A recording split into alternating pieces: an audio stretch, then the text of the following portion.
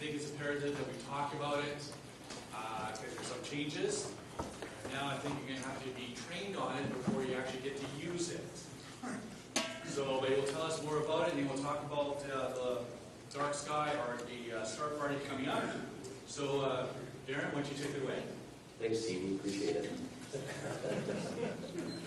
Good evening, everybody.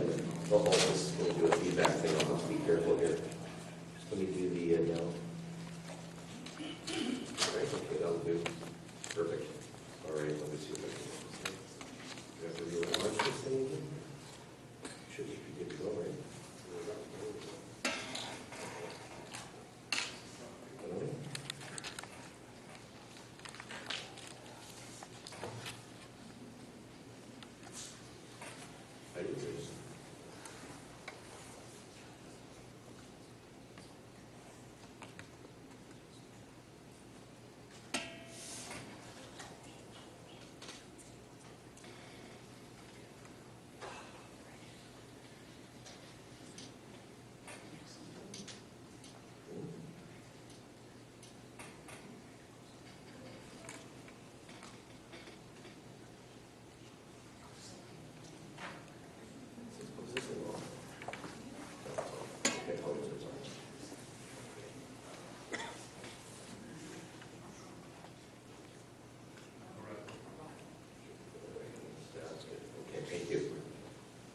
So let me just go back and make sure this is working.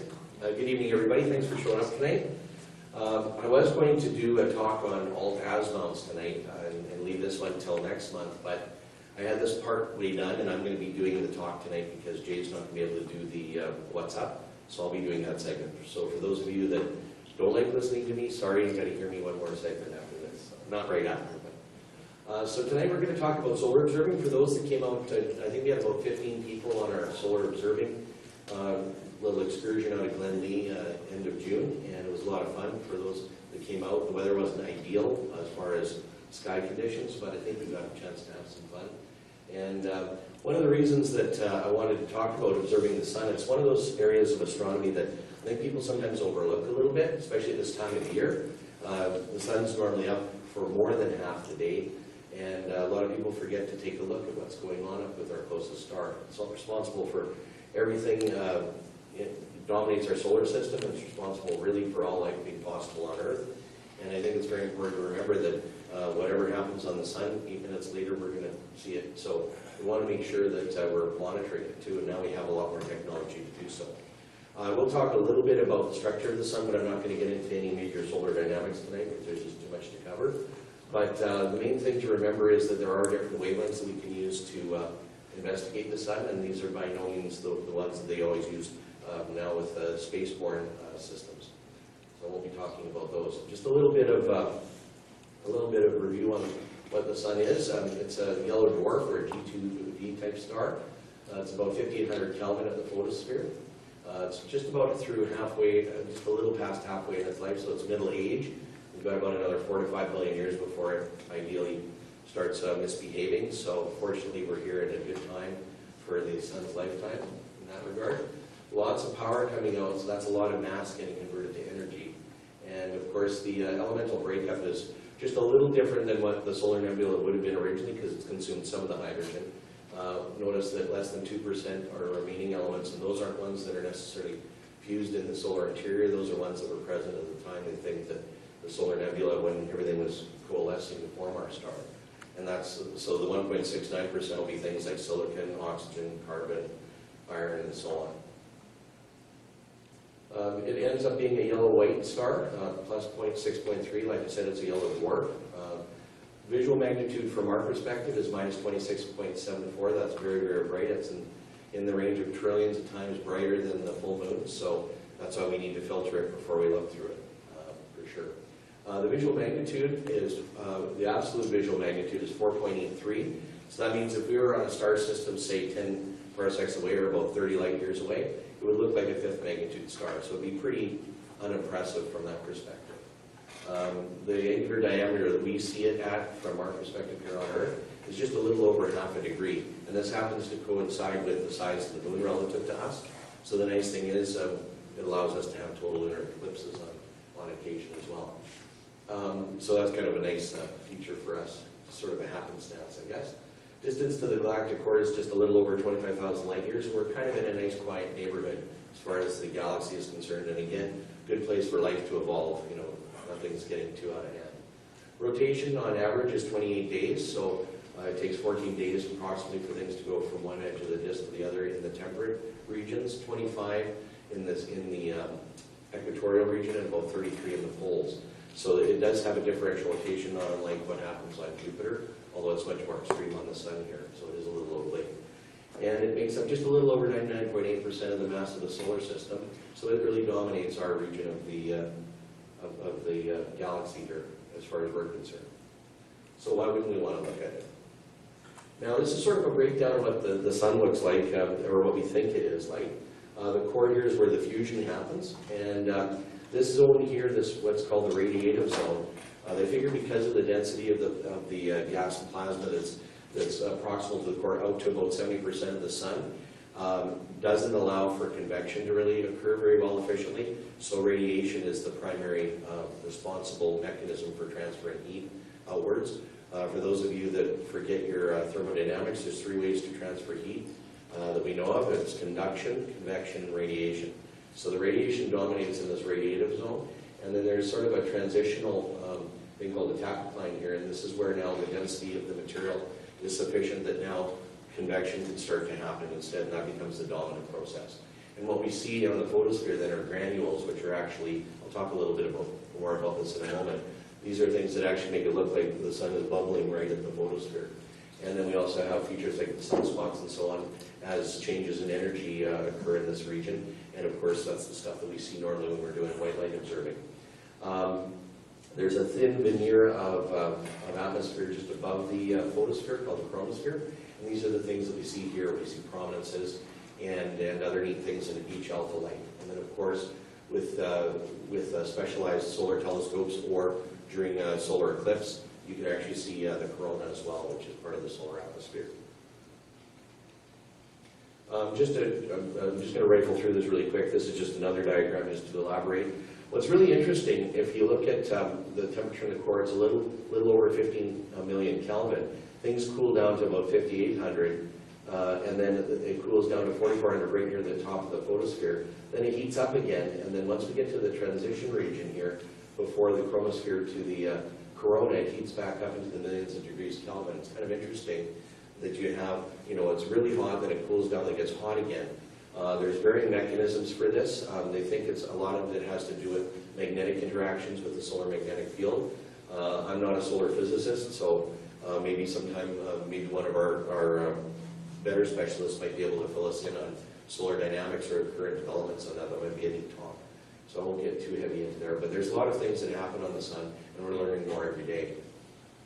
On the photosphere itself, we have, if you blow it up from, let's say, the 1.4 million kilometers and then, blow up twice, you can see how these granules here, this basically looks like a boiling cauldron of like tomato soup or something.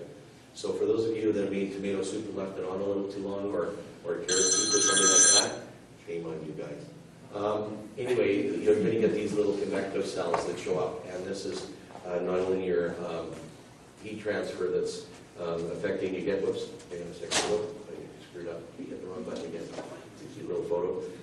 You actually get these convective cells that actually form here, and you can see how the Sun actually looks like that on the photosphere, so it's really quite interesting. So it's, it basically is a big, huge ball of bubbling gas. All right, so the photosphere as well as, because it's responsible for most of the light that we see, that's why they call it the photosphere. What ends up happening here is it actually tracks very closely with the theoretical black body spectrum that we would expect to see for an object of that temperature. There are some subtle variances, and again, it has to do with a lot of the interactions on the surface, and there's some quantum and relativistic effects as well that change this a little bit. But for the most part, it's pretty well behaved. It tracks fairly closely, and the peak wavelengths are very close to what we expect to see. Now, for those of you that attended my talk on spectroscopy when we were talking about decoding the chemistry of the stars and so on, remember the spectrum like this. discovered by Fraunhofer. He found several of these dark lines in the spectrum. They were trying to find out what those were. Well, it ends up being corresponding to different elements, and these elemental signatures are common characteristics even in other stars as well as this one that's right in our doorstep. So this is one wavelength that we use quite often to look at solar happenstance, singly ionized calcium H and K bands here. Calcium C, or sorry, the Fraunhofer C is hydrogen alpha. I didn't name the lines, they were done in the 1800s, so I'm not sure why they picked these ones, but that's what they are. Anyway, and then you have a helium D3 line. The 1 and 2 line is the sodium line, and right near it is where helium emits a very strong band, and that can also be used for some specialty.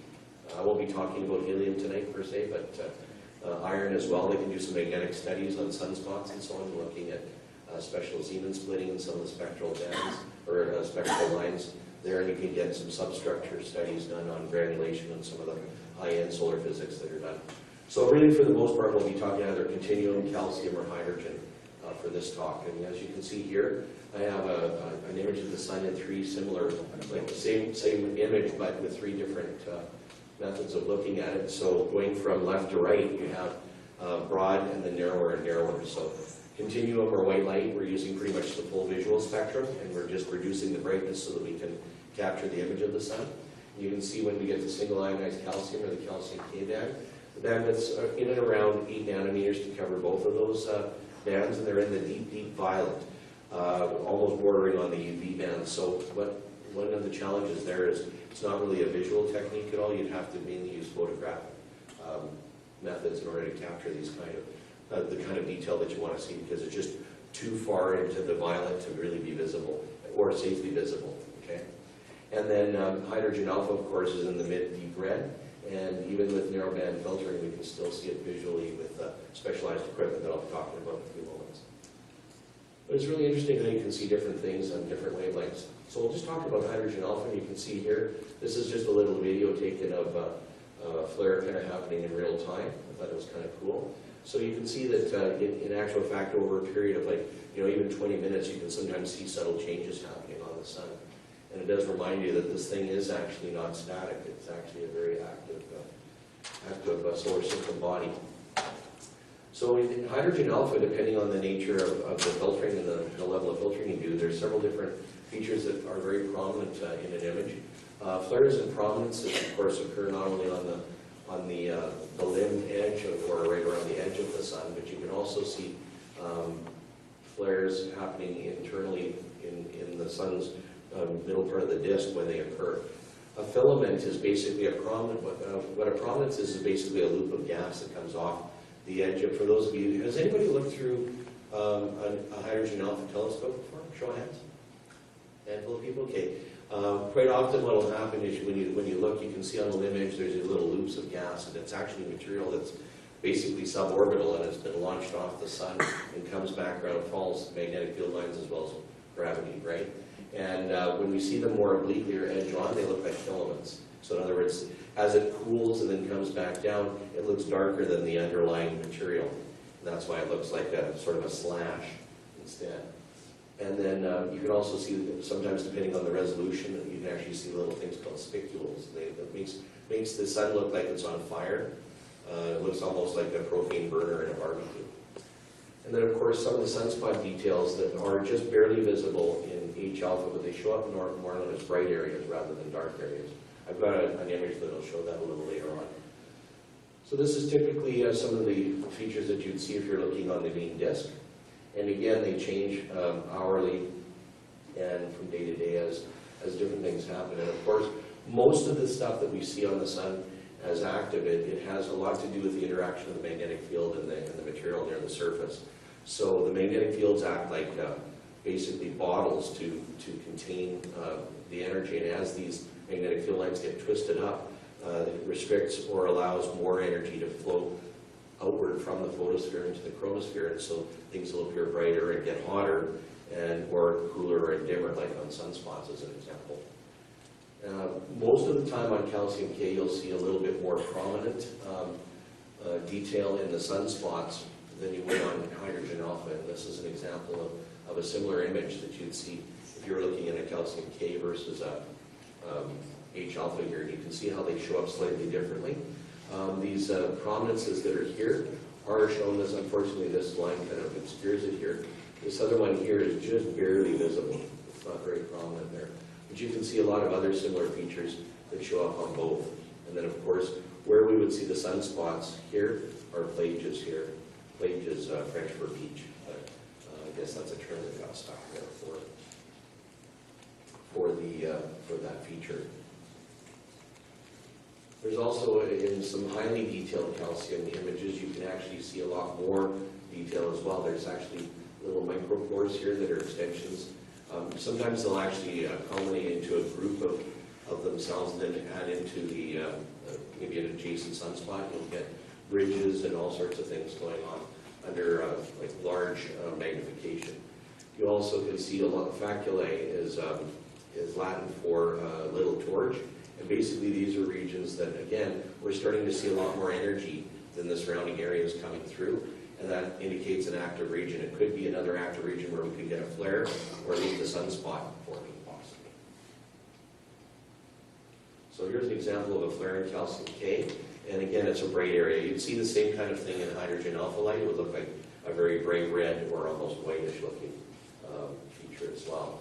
And solar flares, basically it's a massive release of energy. So because of the differential rotation of the sun, you'll start to get these magnetic fields that kind of entangle, and it's almost like a rubber band. When they release, all of a sudden all this energy comes out, superheats the photosphere into the chromosphere, and then you start getting huge amounts of subatomic particles coming out, and they eventually impinge after traveling in the solar wind on our magnetic field and then up our atmosphere.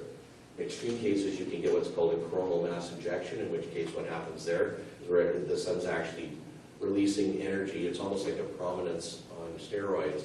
It's actually ejecting matter right into space. So those are very violent events. But we can follow those using these types of imaging and viewing too. With white light, you can see here's an example of fairly detailed white light image. And again, there's a lot of detail to be seen even in white light or continuum. We have things like sunspots, obviously, in the active regions here. Faculae show up very nicely here. Those are bright regions that are now becoming more active. And granulation all over the place. It's quite amazing how much granulation you can see with a good filter. It does take a little bit of effort to get this level of detail visually, but you know, with critical focus and adjusting your brightness, you can usually get very, very fine detailed images like this. Those of you who look through my Herschel wedge, I think got to see some of this stuff fairly well before it hazed over later on. Now, this particular image is taken by a professional solar telescope out in Tenerife. It's the Swedish vacuum solar telescope, I believe. The reason I wanted to show you this is because of the fact that we're looking at sunspots in the visual end of things. This dark region here is known as the umbra, and the slightly grayish, well, it'll either look gray or yellowish depending on the type of filter you have, is the penumbra. And we still see granulation here and pores. This is blown up obviously a lot more than most people would be able to use in a standard telescope.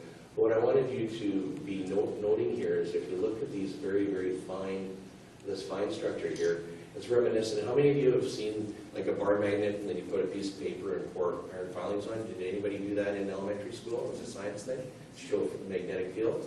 Well, these are the magnetic field lines coming out of here.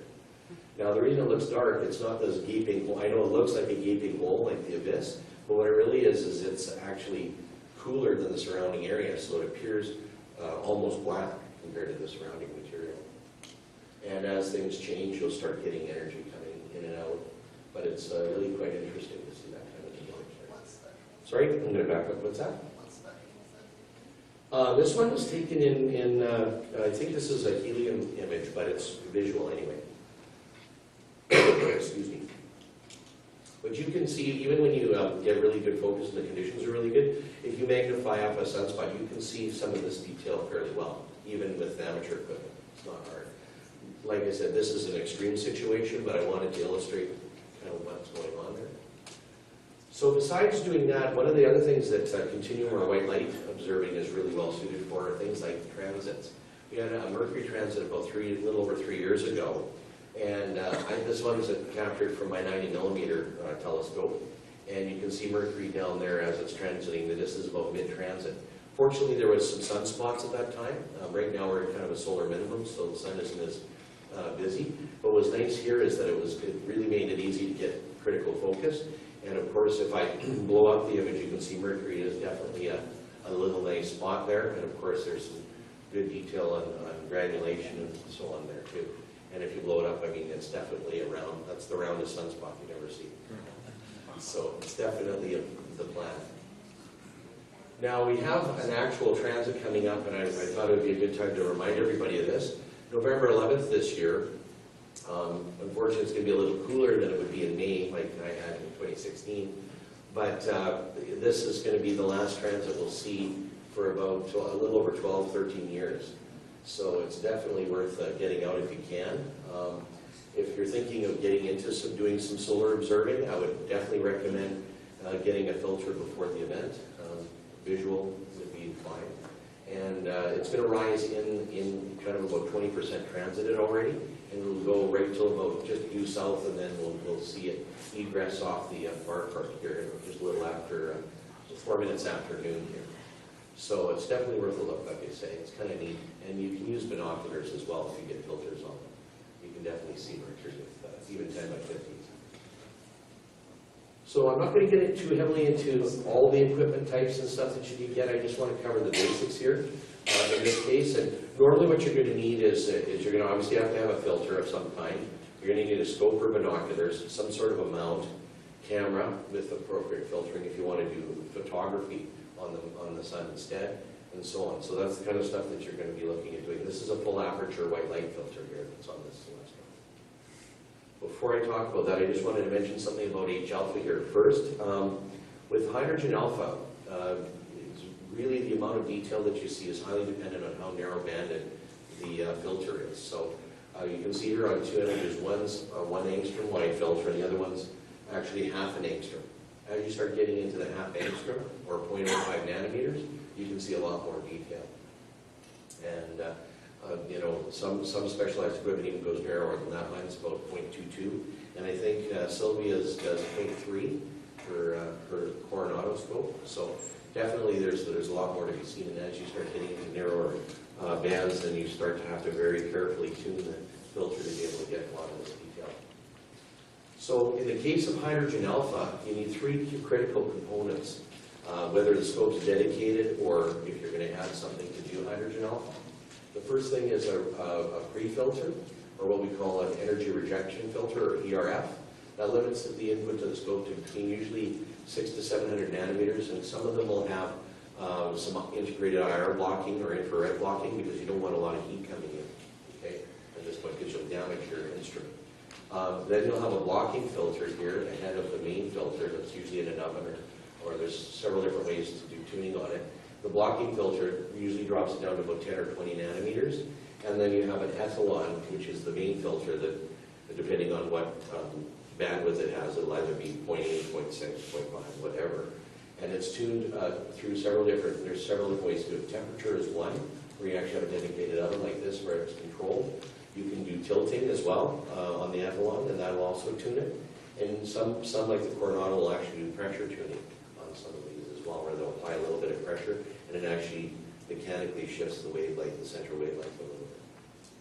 So there's 3 different ways to do that. An ethanol is basically, for all intents and purposes, it's basically like a parallel, I mean, oversimplified, this is basically a parallel plate. You have specialty coatings on a substrate here, and the thickness determines the bandwidth. And so with coatings, you can actually get rejection of certain wavelengths, and they are reflected back, and then the rest that are within the passband will go through. So that's basically what an ethanol does. So there's several different ways you can do dedicated hydrogen alpha observing. I mentioned Sylvia has the Coronado scope here, and these are really, really nice, very expensive, but they are very nice. The PST, our club, has one, so for those of you that haven't had a chance and want to dabble with looking at hydrogen alpha solar images, you can sign that out. Just make sure to see it dual, and you'd be happy to let you try it out for a month and have some fun with it. There's also 2 other manufacturers that are well known for making dedicated solar scopes. There are more, but these are This is sort of the main two. Daystar has a really nice Solar Scout that is sort of like their version of the PST, and you can get them in various apertures, like 60, 80 millimeters, and so on. They run about $1,200. I think the PST is around $800, I believe.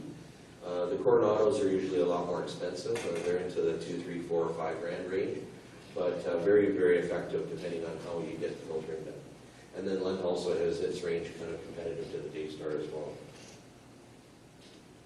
Now, if you're going to, let's say, convert your scope to do hydrogen alpha, you're going to need either an ERF filter or one of the Lent ERF Etalon type systems.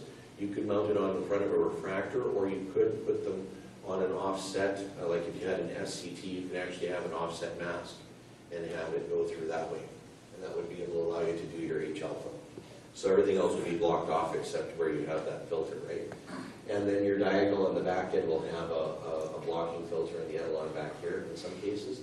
And then you have your eyepiece or camera that you attach. In the case of the Daystar Core, they have a blocking filter integrated here. And this is how they do the tuning. It's electronically tuned with a small oven inside to keep the temperature constant. And you can get two versions. You can get one that's what they call a prominence filter, and one that's the chromosphere filter. So if you like prominences and want to look at all the spicules and prominences around the edge of the sun, that's the one you would get. If you want to look at all the stuff going on in the chromosphere, you actually buy one separate for the chromosphere. There are some that will do switching for both as well. They're more expensive. I think these run around $1,000 or so. I could be wrong, but somewhere in that range for the single-banded ones. And then I have the solar spectrum, and what happens here now, the Etalon and blocking filter integrated into an oven. Mine will do 0.22 angstroms, so it's fairly narrow-banded. And then usually you'll get one of two, you can get telecentric accessories to keep the F ratio coming into the filter down to about F25, so that it's very, very shallow, because anything sharper than that will detune the filter, and then you won't get the resolution of it. And then, of course, you have a diagonal and then eyepieces or camera, depending on what you're doing. So there's several different ways to do it. This is by no means the complete one, but this gives you kind of a good flavor for if you're looking at doing hydrogen alpha. In the case of calcium K, it's a little easier. The trade-off there is because it's photographic, you're going to have a decent CCD or DSLR camera to be able to do imaging, and many of you do. So you can actually use those cameras to do imaging as long as the filter doesn't have a UV cutoff. Depending on the type of filter that you have integrated onto your sensor, it might cut off the UV too close behind, like might be below 400, so you'll have to check that just to make sure, because you can get a replacement to have it broadband if you want, or widened out. So Kendrick makes a series, and so there's a lot of other ones that can be homemade as well with Bader Astro Solar film that are designed for photographic use. So it gives you about 16 to 20 times more light than you would see for visual. And you need that because when you employ a post filter, you need that in order to be able to pre-filter and then get the UV so that you can then take your image. Lent also makes a dedicated filter unit built into a diagonal as well. And again, the idea is you pre-filter the image with a full aperture, but it's broad spectrum, and then it's filtering it at the back end here, because you only need about 8 nanometers or so to be able to capture those. So it's a little bit more cost effective. This would probably run you, depending on how sophisticated, like the Bader one here is about $200 US, and then of course you need your full aperture filter as well. So you're probably looking at about $400, $500. That's a far cry from 1,000 plus to do H-alpha. And again, you know, if you're looking at doing a lot of photography down the road, this is a good way to dabble in getting some solar imaging done as well. Now, for visual, similar type of thing as with calcium K, except in this case now you're using a visual filter. And Kendrick, AstroZap make, as well as Bader, make their own using the Bader Astro Solar film. It's very popular, and you see it used a lot for a wide range of white light visual imaging. There's also, and viewing. Thousand Oaks makes their own as well as glass, and Orion has several glass ones as well. I'm going to probably step in it a little bit. I'm going to say I don't really like those very much. So if you have one, great. You can see sunspots in a transit, no problem. But they are far inferior to the Astro Solar film. Here's an example of Solar Screen, which was popular kind of maybe 15, 20 years ago. You can still get it on occasion. And of course, the Thousand Oaks glass filter is decent, but you'll notice here that you can see a lot more detail, and it's also natural, right? It's white. The sun is sort of a whitish yellow, not an orange ball or a blue ball. So that's another thing that's really kind of critical. You can see a lot more detail. It's amazing. It can be all crinkled on the front, and yet it still doesn't distort the wavefront. The glass filters are really bad for that. You lose a lot of resolution. I don't know why they're even still sold, to be honest, in the crowd. But anyway, having said that, if you have a refractor, here's the way to get the best white light image. It's called a Herschel wedge. Basically, it's a specialty prism, and these are three of very common ones that are out. Intez also from Russia also makes one. The Bader one's probably one of the more common ones here in North America, although Lentz had a series of 1.25 inch and 2 inch wedge prisms out for the last 10 years or so, and Lacerda out of Italy just recently started to produce some as well. They all operate on the similar method, and basically what happens here is you have light entering from the refractor, so there's nothing in front. It's as if you're looking at the stars, right? Except in this case, the star is the sun. So all the light and heat comes through the refractor and impinge on this. It's either quartz or fused silica prism, uncoated, but very, very accurate. They made usually 10th wave or better. And you get reflection up towards the eyepiece by 4.6. So an uncoated glass image, or glass surface, sorry, will reflect just between 4 and 5% of the light hitting it. The rest will get transmitted through. The reason we have anti-reflection coatings on our optics is to prevent this. In this case, we want this. We want the rest of it to go out, and it's either baffled, like in the case of the Lacerda and the Lund, or in the case of the Bader, now the newer Baders here, they actually have a ceramic substrate that does the absorption of the heat, and then they have it translucent so you can see the image of the sun and know that your sun is centered. So it acts doubles as a finder as well, the newer ones. So that's still too bright to look at. So what we need to do here above this prism is to put an ND3 or 0.1% T filter in there, and that cuts the light down. So coming above that filter now, it's 1/20,000th approximately of the brightness that was hitting inside. And then we employ a polarizer on the eyepiece, and that allows you to trim the brightness to brighter, so you have a lot of control over that. And it's very, very, very effective, and it's kind of the gold standard for white light viewing if you can get that. Tone transmission, to be safe, is in that 10 to the -5 range. So 1/100,000th is about what we're trying to do there. Sun's a great object. For those of you that want to check out what's going on in the sun, this is one site that's really handy, and you can actually set up several different windows. The HMI ones are very similar to the white light images that you would see. There's also the 1700 and 1600 angstrom AIA instruments also give some detailed continuum images as well.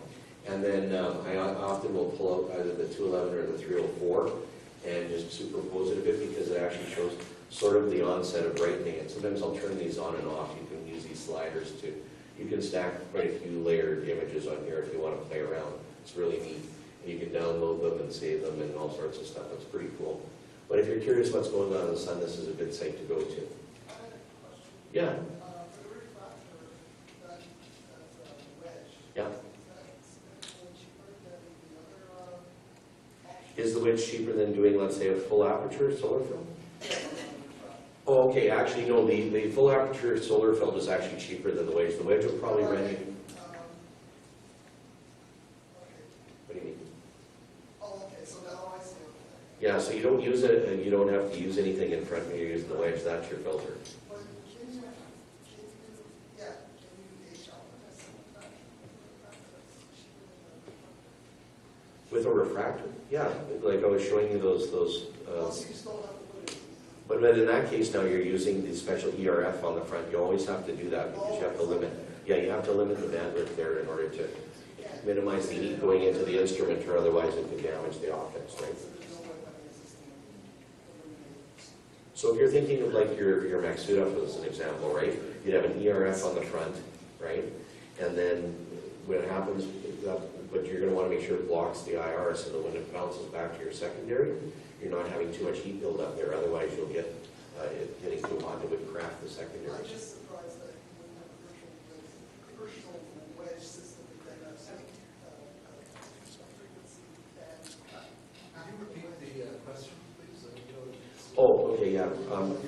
So basically what she's asking is, could you use a Herschel wedge as an alternate filter system to, let's say, doing an ERF system or something like that is really the gist of your question, right? Technically, yes. You could use, if you had a refractor, you could do calcium K with a wedge. Because now, instead of using an ND3 filter, you would use an ND, let's say, 1.6 filter, so you'd have about 16 times the light coming through. And then you would have your, instead of your polarizer, you would use your calcium K pre-filter and then your camera. So you can do that as well. Yeah, there's several different ways to do that. For those that have some questions on some of this stuff, come and see me at the break. I'd be happy to answer it. I don't want to get too tied up on all of this, but no, that's a very good question, and I'm glad you brought it up. I should have maybe elaborated on it. Just some last minute things here before I wrap it up. I'm sorry if I'm going a little beyond what I meant to here. Solar observing safety. I mean, like with anything, solar observing can be a lot of fun, but because the star is so bright and there is a high health risk, always take it very seriously. I've been doing it over half my life. I still have my eyeballs, thank goodness, no mishaps yet. But I treat this just like I would if I was flying a plane. You do a checklist and just double check your gear before you put it on. I do a lot of solar observing. I love going out and taking a peek, but I always make sure that I check everything before I do it. It only takes one mishap and, your eye is done. So that's very, very important. So for those that have the full aperture filters, make sure they're snugly attached so that they're not going to blow off in the wind, or if you happen to move the instrument, one of them doesn't fall off inadvertently. It would be really nasty to have that happen. For a wedge, again, ensure that you have your polarizers and ND filters installed at the correct density so that you don't accidentally, maybe you did a photography one where you put a brighter one in and then you forgot, and then you go to look and you're like, it could damage your eye, so be very careful. Also limit visual to about no more than about 45 seconds at any given time, only because the sun is so bright here in the daytime. It's not unlike at night when it's really dark out and you're looking at a full moon with your instrument. You get that after image and it's like, whoa, I can't see anything for a minute. Well, same kind of thing when you're visually observing. You might get a bit of an after image. You want to give your retina a chance to refresh before you take another look, so you don't get that kind of little burn-in sort of thing. It won't damage your retina, but it's just a good idea from a safety perspective. These are some websites that I was talking about earlier, like Heliospheric. There's some other ones here that have images, as well as the NASA site has some very good solar information, not only on different bands that are used for different spacecraft that are currently studying, like the SDO, and so on, but it also has good information on what other bands are used, like in the vacuum UV and so on, that they use to study the stars. This one's at 211 angstroms, or sorry, 211 nanometers, and it's way beyond the capability of ours. We wouldn't be able to look at that from our perspective because the atmosphere absorbs that, but they can see this kind of detail with the specialty imaging that we do. Other than that, just remember that the sun's up and enjoy the sun during the summer. Hopefully you guys will have a good time learning something new. Thanks.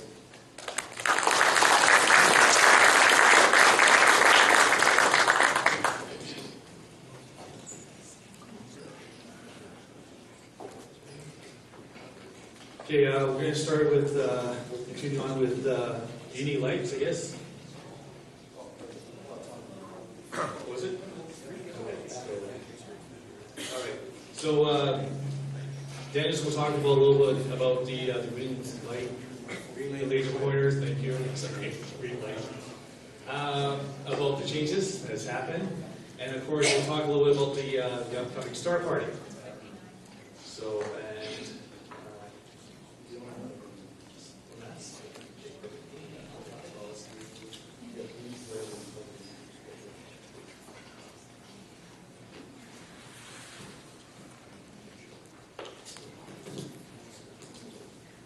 Can everybody hear me? Fine. So what we're actually doing, for those that may not know it, is we're going to be doing the actual training session to be authorized to be able to use a green light laser pointer and also to be a spotter. It's the same training, it's the same exam. So while Brian's getting it up, it'll say GLP something 3. If you've been in the RASC for 2 years and would like to be certified, it's a loose term right now, certified as a spotter or able to use a green laser pointer under the certification that Transport Canada has given us, the permit, please hold up your hand. I'm going to bring you an exam. minute. So, pass that down, please. Pass those in there.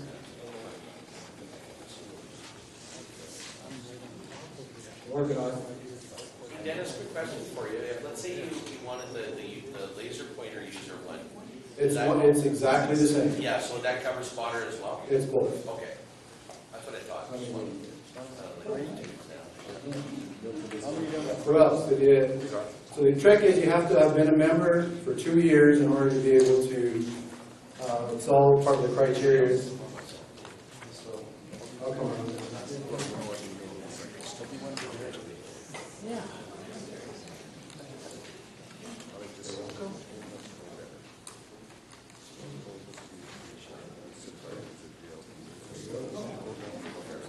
Okay, we'll do this. So I'll leave that up to you if you want to follow along and do that.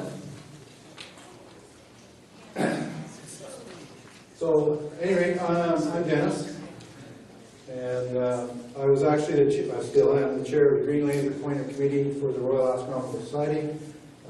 Worked with the FAAQ, which is the Quebec Association of Astronomy, and we work with Transport Canada to, if you've been reading the national newsletter, we've been trying to get enough updates out, working to get a global permit for outside the certified airports to be able to do astronomy.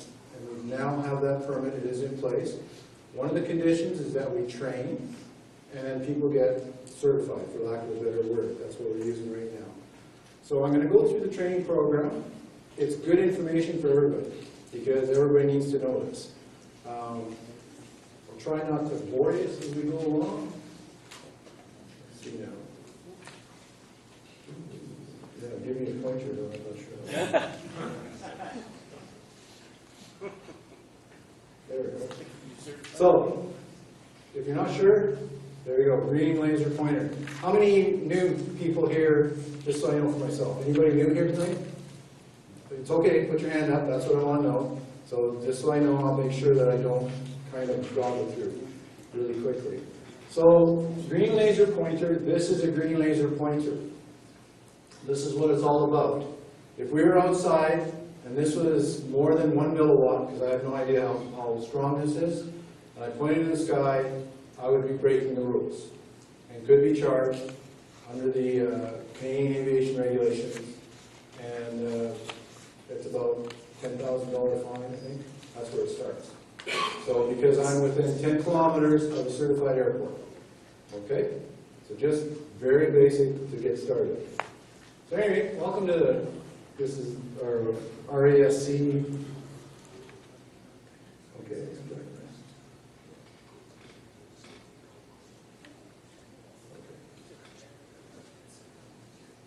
There we go. So, don't worry, I'll figure this out yet. So, as I said, this is basically training is being provided. Part of the certification, it's the same training for a spotter and for the person who's doing this, using the green laser to point at the stars. So that's when we go out and we want to sit there and point up there and say, hey, there's that funny looking bear up there with a short tail, and there's a little smaller one up there. That's what this is all about. Again, thank you. I'm not going to read it line for line, but we'll take it. So, just to explain a few things. The first thing is, currently, it's an interim order that's been issued by Transport Canada. The interim order created a huge amount of confusion because everybody thought that means I can never, ever own a green laser pointer. And that actually is what it deals with, is owning and having a green laser pointer greater than 1 milliwatt. So, it is technically, without a permit, which we now have as the Royal Astronomical Society, and because you have membership, for those that are here that have membership in the Royal Astronomical Society, you are allowed to hold and own a green laser pointer under 5 milliwatts in power. So that's the first part. So the interim order deals with that. 5 milliwatts. It also provides links to the interactive map. If you want to read it, you simply put in Transport Canada Green Laser Pointer, and it'll take you to the website, and you just look at what's your information there. The interactive map is a map of Canada of all the certified airports, not all airports. Certified airport is like Winnipeg International. So from 10 miles circumference around there, you are not allowed to use green laser pointer at all. And enforcement is being moved forward. The police have been trained and authorizations have been given to the local police forces. If they find somebody with a green laser pointer, to charge them. If you are a member of the RASC, you say, I'm a member of the Royal Astronomical Society, hopefully it's just in your vehicle, and show them your membership card. That's the best thing, because that exempts you from those rules. It is in the process of being made into a regulation, and the reason they're turning it into a regulation from an interim order is then they don't have to have special orders to allow the police departments to enforce the regulations. And astronomy, yay, is exempt under this order. If you have a question, please put your hand up. So, there is one specific regulation. I hinted at it if I was outside and stuck a laser in the sky, and that does not matter where you are in Canada. The regulation is 60120 for anybody who really follows that stuff. I do. That's the rule that says you can't put any bright object into the sky, into airspace. Airspace is everything from the ground up. Okay? It is an enforceable regulation with specific fines and penalties. Has the requirement, and in there's a requirement to have a permit. One of the reasons the RASC worked with Transport Canada on this is the current permit process was actually, when you look at it, it's meant for, if you've ever seen Parliament Hill on Canada Day, they got the big fancy laser shows, giant commercial lasers. That's what it was meant for. It was never, ever meant to be used by amateur astronomers or university personnel or anything like that. So we were able to work through there and have a process now for the outside of 10-kilometer exclusion zone where we can now carry out using public events and pointing out stars. So in order to do it, we have certain conditions. These are conditions we work with them on. For the average person here who probably never knew there was rules to deal with that and said, man, this is weird, why do I have to do all this stuff? Well, it's because we got away with it for years, and we're now working with them. And as responsible users of green laser pointers, we actually want to assist Transport Canada in getting the message out about safe use of green laser pointers. So in order to be able to use this permit now, first you must be an adult 18 years of older. That's what we've determined, and again, this has been determined. We had to pick an age for across Canada, 18 years of age. You must be an RAS member in good standing, so you have to have been 2 years is what we determined, and that was to prevent people from just getting an RAC member, unattached, unaffiliated member, and then going out and do whatever they want, so they can't touch me because I'm an RAC member.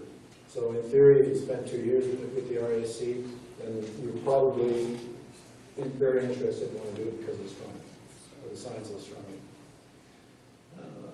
Green laser training point, that's what we're doing.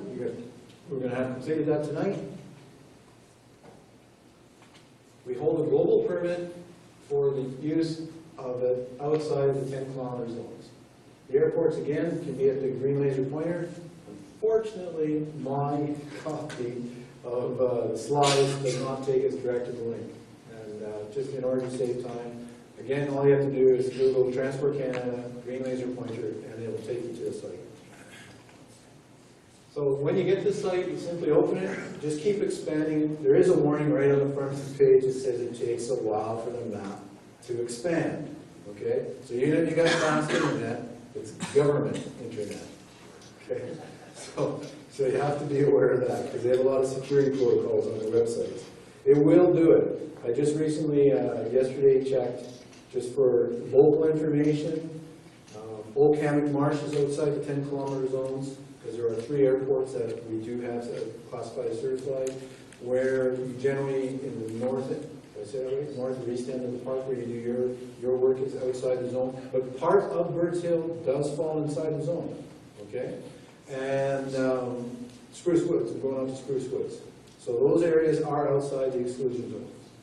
So that's good. We just recommend that you do record your GPS location. That way, if there ever was an incident, you've got a way to say, hey, I was here, and somebody can look at it, and you were outside the zone. So, okay. You must have applied to the executive, the center executive, to have the event recognized. We had to have a control measure that this was an approved event. And one of the simple, we try to keep it as simple as we can. Now, local centers can make it more restrictive. So if the center decides they want 24 hours, 1 week, 1 month, the center controls that. But the minimum is 8 hours to that, and it can be simply done by an email, unless your center has a more stringent requirement. I believe we're simply going to keep it simple. An email to the executive. The executive will eventually have a list of who's approved, meaning you've taken this training. If you don't hear back, it's an approved event. Keep it simple. You know, it's not meant to slow you down. You got a bunch of people in your backyard, and you're gonna, tomorrow night you're going to have a barbecue and you want to show them all this stuff, and you're outside the 10-kilometer exclusion zone. Send a quick email. Now you're using the permit. If you don't do that, you are not covered by the permit.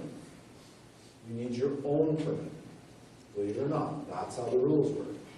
So, and again, we're trying to keep it as simple as we can, and recognizing all the differences across Canada.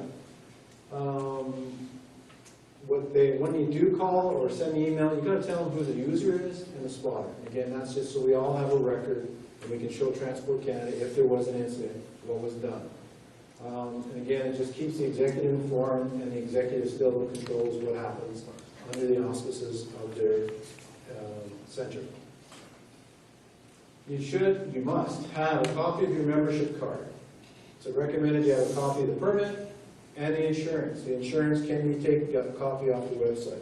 At the very least, you must have your membership card, because that's what allows you to actually have possession of that green laser pointer. Okay, remember, it goes back to the interim order. That's your proof. It's not easy to find where to print your membership card on. It will be in the next national newsletter, because there was many people, lots of people in the RASC were sending me emails about how do I find my membership card. You can drop me an email if you want, and I can tell you how to find it. But in there, for instance, it says how long you are and what center you're associated to. Insurance copies can be requested from the same area, in the membership area. It's just a good idea if you have it, because just to tell you, what happened is we went to send a copy to Transport Canada. I knew where it was. I got the copy. I sent it, and what was on the website was the expired insurance copy. We had current insurance, but we didn't have the current. So that way you can make sure that there is current. It's surprising. It's a good thing we had a good work relationship. He says, it looks like your insurance is expired. Okay, that's not a good way to start this. Okay, this is important. 5 milliwatt power or less. That is a Health Canada regulation. It is illegal in Canada to own any green laser or any laser above 5 milliwatts. It's illegal. Yes, everybody knows you can go and buy them on the internet. It is illegal. It is a Health Canada regulation, not a Transport Canada regulation. So bear in mind, if you have one that on it is greater than 5 milliwatts or above Class 3A or Class 3R, then it's illegal. The higher the number, it's got something. So people can own them, but they get special permits to be able to hold them.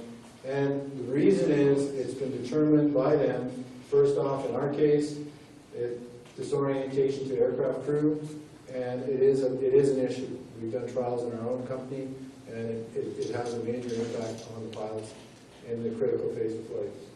The other thing, Health Canada has determined that it's public health hazard because if you're aiming above 5 milliwatts, if you hit the person in the eye, it's relatively quickly to damage the heart. Whereas the 5 milliwatt and that below has, you got to be exposed to it for a longer period of time. The spotter must be used at all times.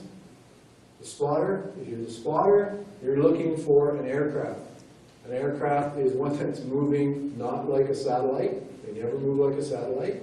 There's usually 3 distinctive lights, if not 4, you'll see on it. Especially as it gets closer. You're going to see a green light, you're going to see a red light, of green or blue.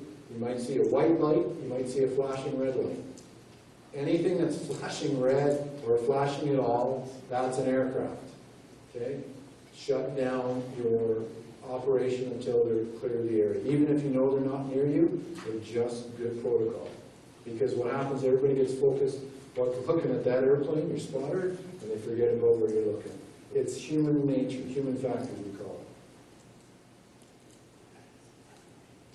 it. Everything we're showing you is really just common sense that most members, if not all, in the RAC have done for years. And it was actually, most of this stuff is documented on our website, which is what really made it easy to move forward. Report of the event has to go back to the executive, and this is just because once a year, part of the requirements of the permit is to report back to Transport Canada. We had X number of events, we had so many members of the public attend, and it's just part of the reporting period. And also what it does is it justifies them that there's a large group using this properly, and that it justifies them being able to expend the man-hour they put into this to issue the permit.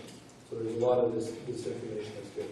It's also turning out to be a good thing, because National has a heck of a time getting reports from the centers when we have public events.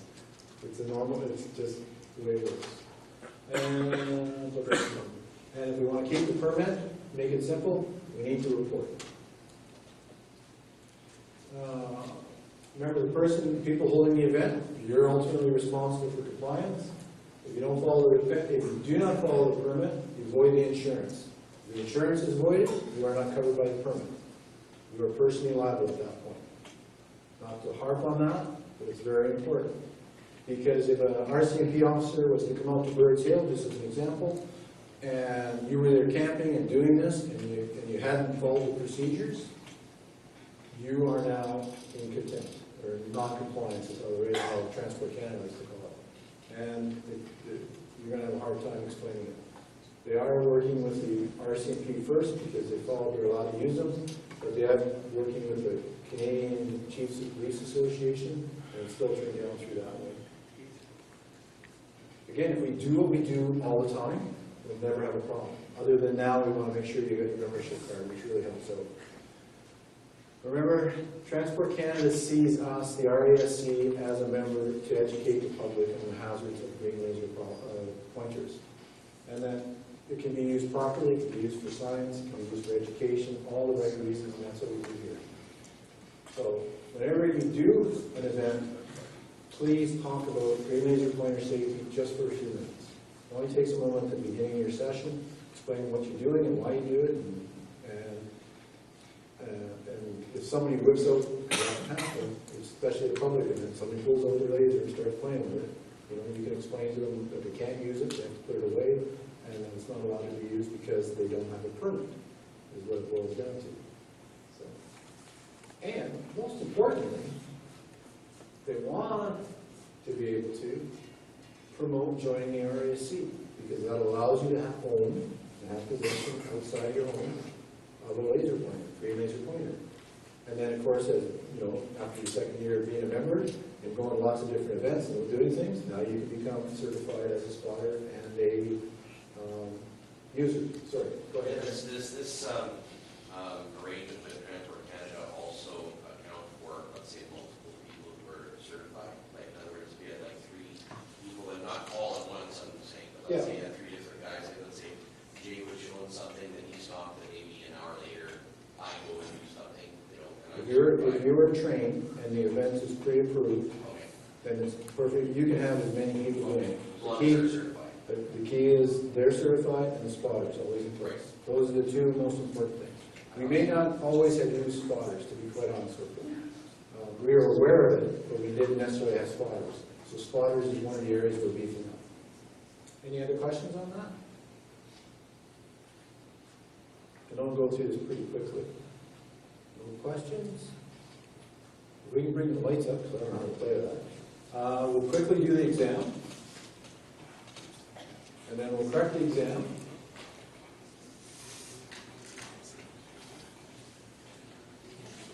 This is where everybody goes, I don't have a pen.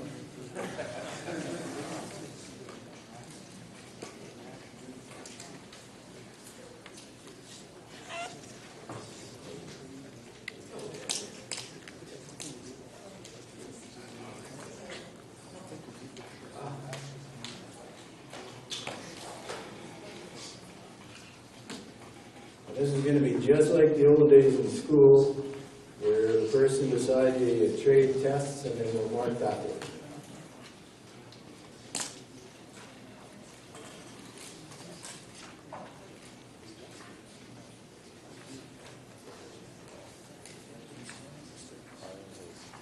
So the other ones are on the waiting. Does anybody have any questions at all related to? Yes. So in order to use a green laser pointer, you actually have to have two certified people at all times, or? Yes, you would, because you can't, because the spot, you can't be the spotter and the person pointing out. Because while you're pointing out, you're focused on what you're directing your guest's attention to. So you really can't do it in your backyard outside the 10 kilometers, even if you're approved, unless you have somebody else from the club that's certified. Correct, unless you happen to have a family membership and there's another 18-year-old person in the group and they take the training, and then you could do it. So not making it complicated, but we had to work with Transport Canada within some of it. And they weren't really restricted, to be very honest with you. So, yes? So why aren't red laser pointers prescribed? Because most times the red lasers are not, they're well below the 5 milliwatt range. But the regulation, we're using green laser pointers. The thing to take away is the regulation deals with class 3A lasers. It doesn't differentiate. We do, because the red laser doesn't work for us for doing public events. It just doesn't show. The green laser is what works for public events. So that's why from the RASC perspective, we've done that. But you notice when I put up the Health Canada's regulation, it was class 3A and class 3A lasers. So, any other questions? A lot of information, actually. Yes? Would it be possible to get a copy of the PowerPoint? Sure. Yeah, there's no reason. Eventually, it will be posted on the national website. Yeah, it's just we're trying. It's a good timing in the sense that they're rebuilding and trying to figure out how everything works in a national website. But not every, it takes some time sometimes to get things put in there.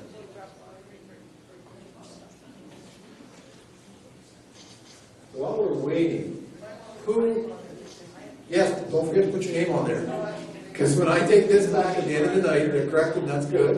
And I'm going to do up a little list to send out to the council executive.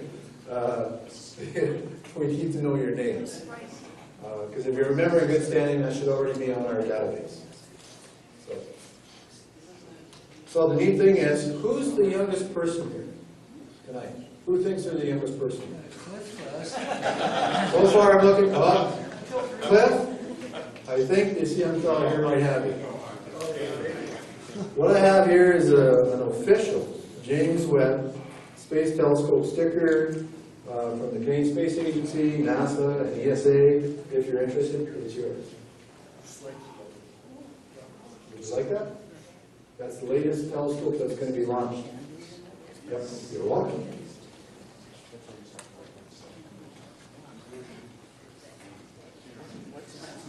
We try to keep the test as simple as possible. Pardon me? Ah, okay. Perfect. We're starting to see some things go down. Do not overread the questions. We were required to have some way of proof of training. I work with Transport Canada on a regular basis. I keep the exam as simple. It has to cover everything, but relatively simple.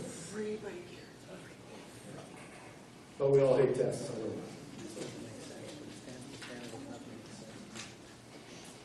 Yes? I have a question that goes in a very different direction. I'm a bird watcher, Okay. and I do this around the world, Okay. and I hire guides. Pointers. Pointers, and sometimes they read. So, I'm in Peru, and somebody's using a pointer, what happens there? Is it also... I have no idea what their local regulations would be.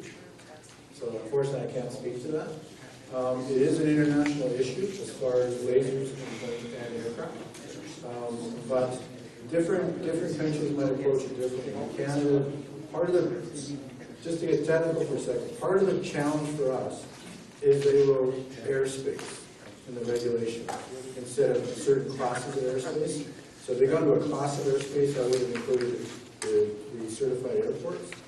But the moment they said airspace, and by definition, airspace is everything from the ground up. And So- this is daylight, nighttime, Doesn't doesn't matter. matter, same problem. Doesn't matter.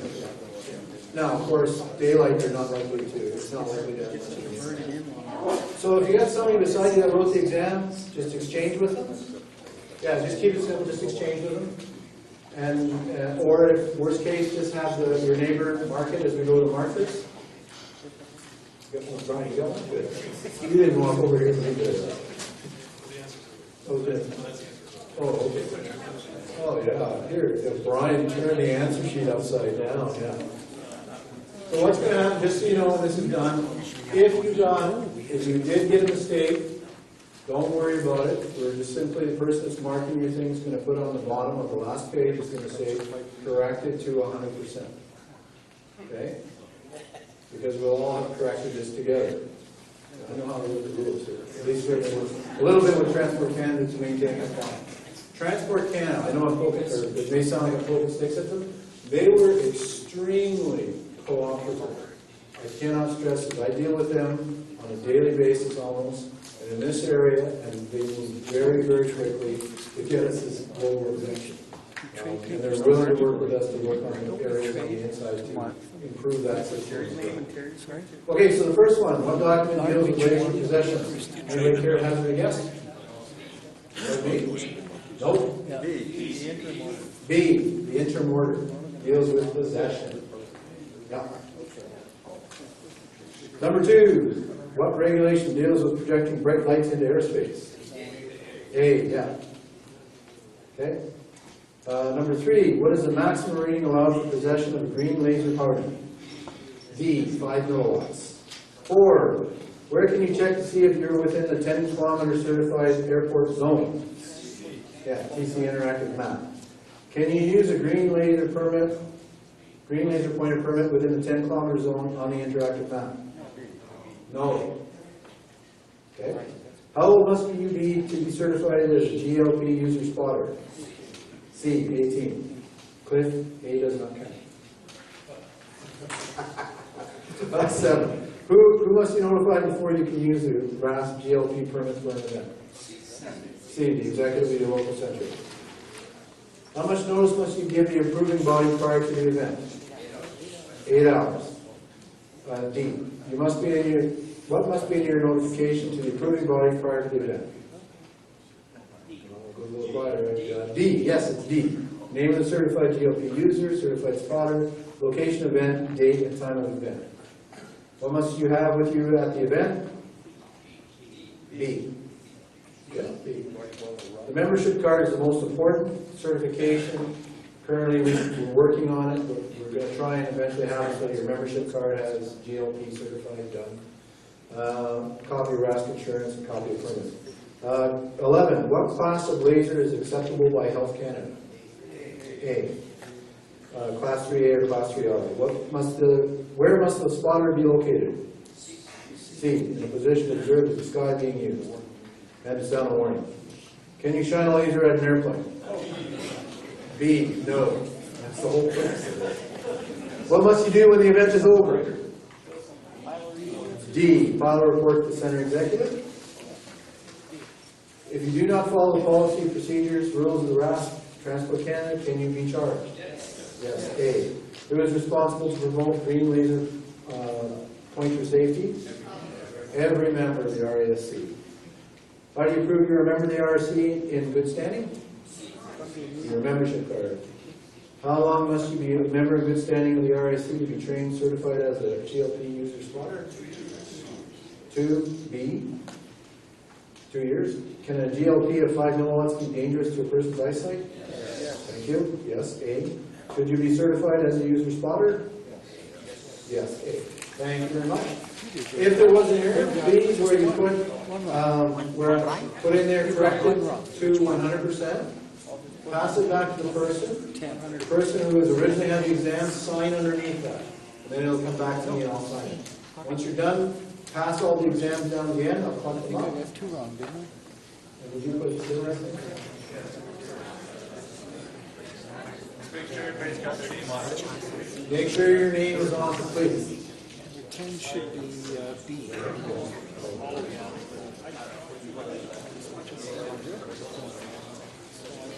Okay.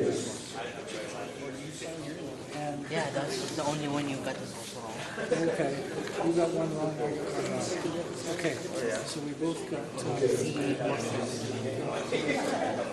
Now, what were we supposed to do, Simon? Corrected to 100%. Oh, okay. We date it? Date it, right? So, I put Yeah, 90%. 90%. Okay, so you want to date it for Sylvia? Let's get it. If you don't date it, how do they know when you're... So yeah, just pass those down the end. I'll pluck them up in a minute. And I'm just going to talk briefly. Sylvia is out at Spruce Woods. We have a public event. I'm heading out there shortly. And so she's just asking to talk briefly about our club Spruce Woods Star Party at the September long weekend.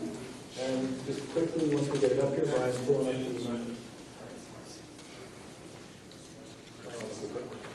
the yes, I have to get a package. Yes, it's there. You do that.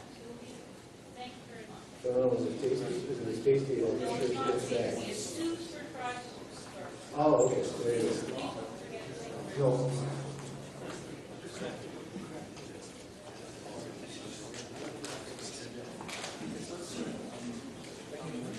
If we can't do it, we'll try one last time and then I'll just say. Well, I'm just going to come through and collect. Thank you very much for your time.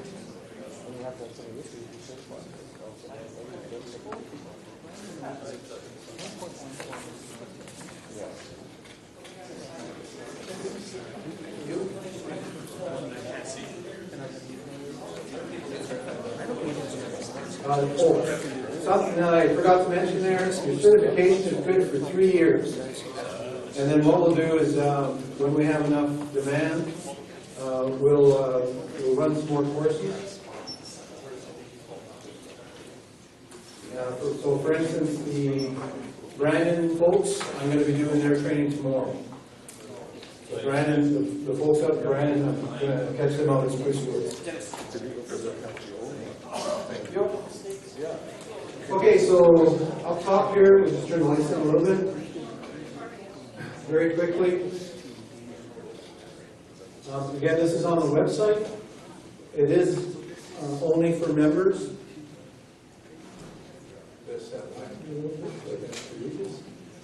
So this begins on Friday night, and that's basically just reception, everybody getting set up, and star events.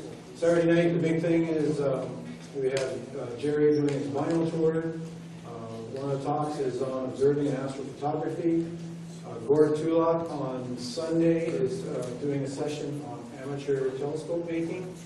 And Dr. Samar Safid Hyde is also doing a session on where did all the heavy elements really come from. So those are the keynote speakers that will be there. And then again on Monday, we have our breakfast, closing remarks, group photo, cherry on cleanup. And then we have the banquet on Sunday night, and then we go back and do observing again. So, if you have any questions, if you have not been to one of these, I cannot tell you how much fun it is, first off, regardless of the weather. Most of the time, the weather's been very nice, incredibly beautiful skies. We're in a part of the park where there's nobody around us, and usually, I don't know, it depends who comes out, but if you ever look through a 20-inch dog, stand on top of this ladder, but you're looking at some incredibly deep sky objects and incredible clarity, it is really, really wonderful. It is incredible. So the registration and that is on the Winnipeg website, RASC website. Information, this as well as our speakers information is on the website. So if you require that, let us know. If you had any questions, going back to the green laser pointer stuff, dennis.lines.3@gmail.com. drop me an email, and I'll get back to you as quick as I can.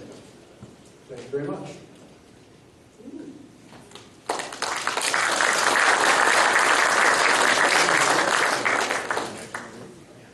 Thanks, Dennis.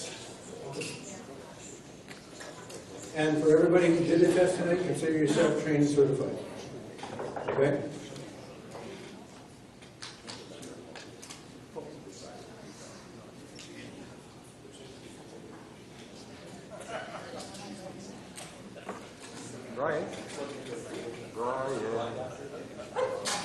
Brian, if anybody has the registration form and a check to go with it, I will be accepting it tonight for the SWSP. All right. Let's see if I can do this with a new set of eyes. All right.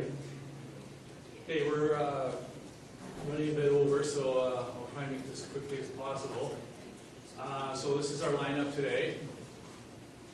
I'm really excited about this meteorite hunt that Stan and Ralph did. When Ralph approached me on this, he was really excited about. Did you bring the meteorite with you? Yes. Okay. So it was pretty big, so he's really excited. And these guys do really good work on it. Ralph has written a book on it, which I have on my desk. And he's written a number of other books too as well. So we'll just get this started. We'll round this off somehow. And ready. Zooming, is this just? It's all just use the battery for that. Oh, you turned it off. Is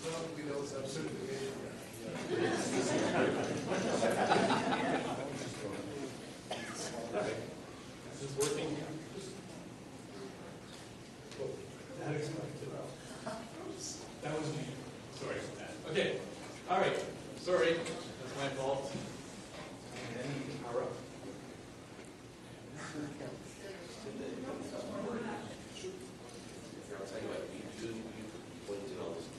No, that's okay. That's good. Let's start this over again. Sorry. All right. Morning. All right.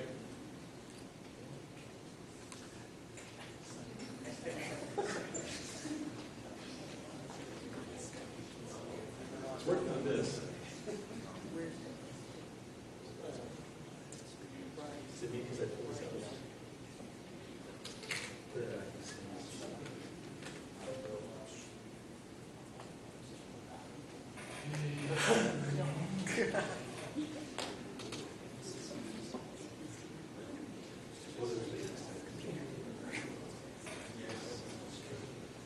Oh, yeah, close it.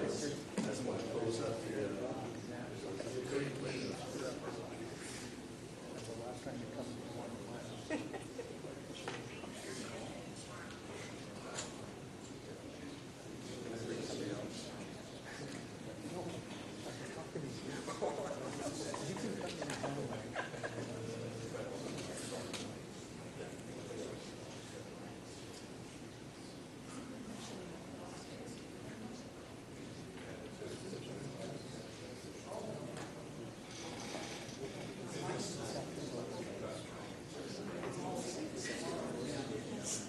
There we go.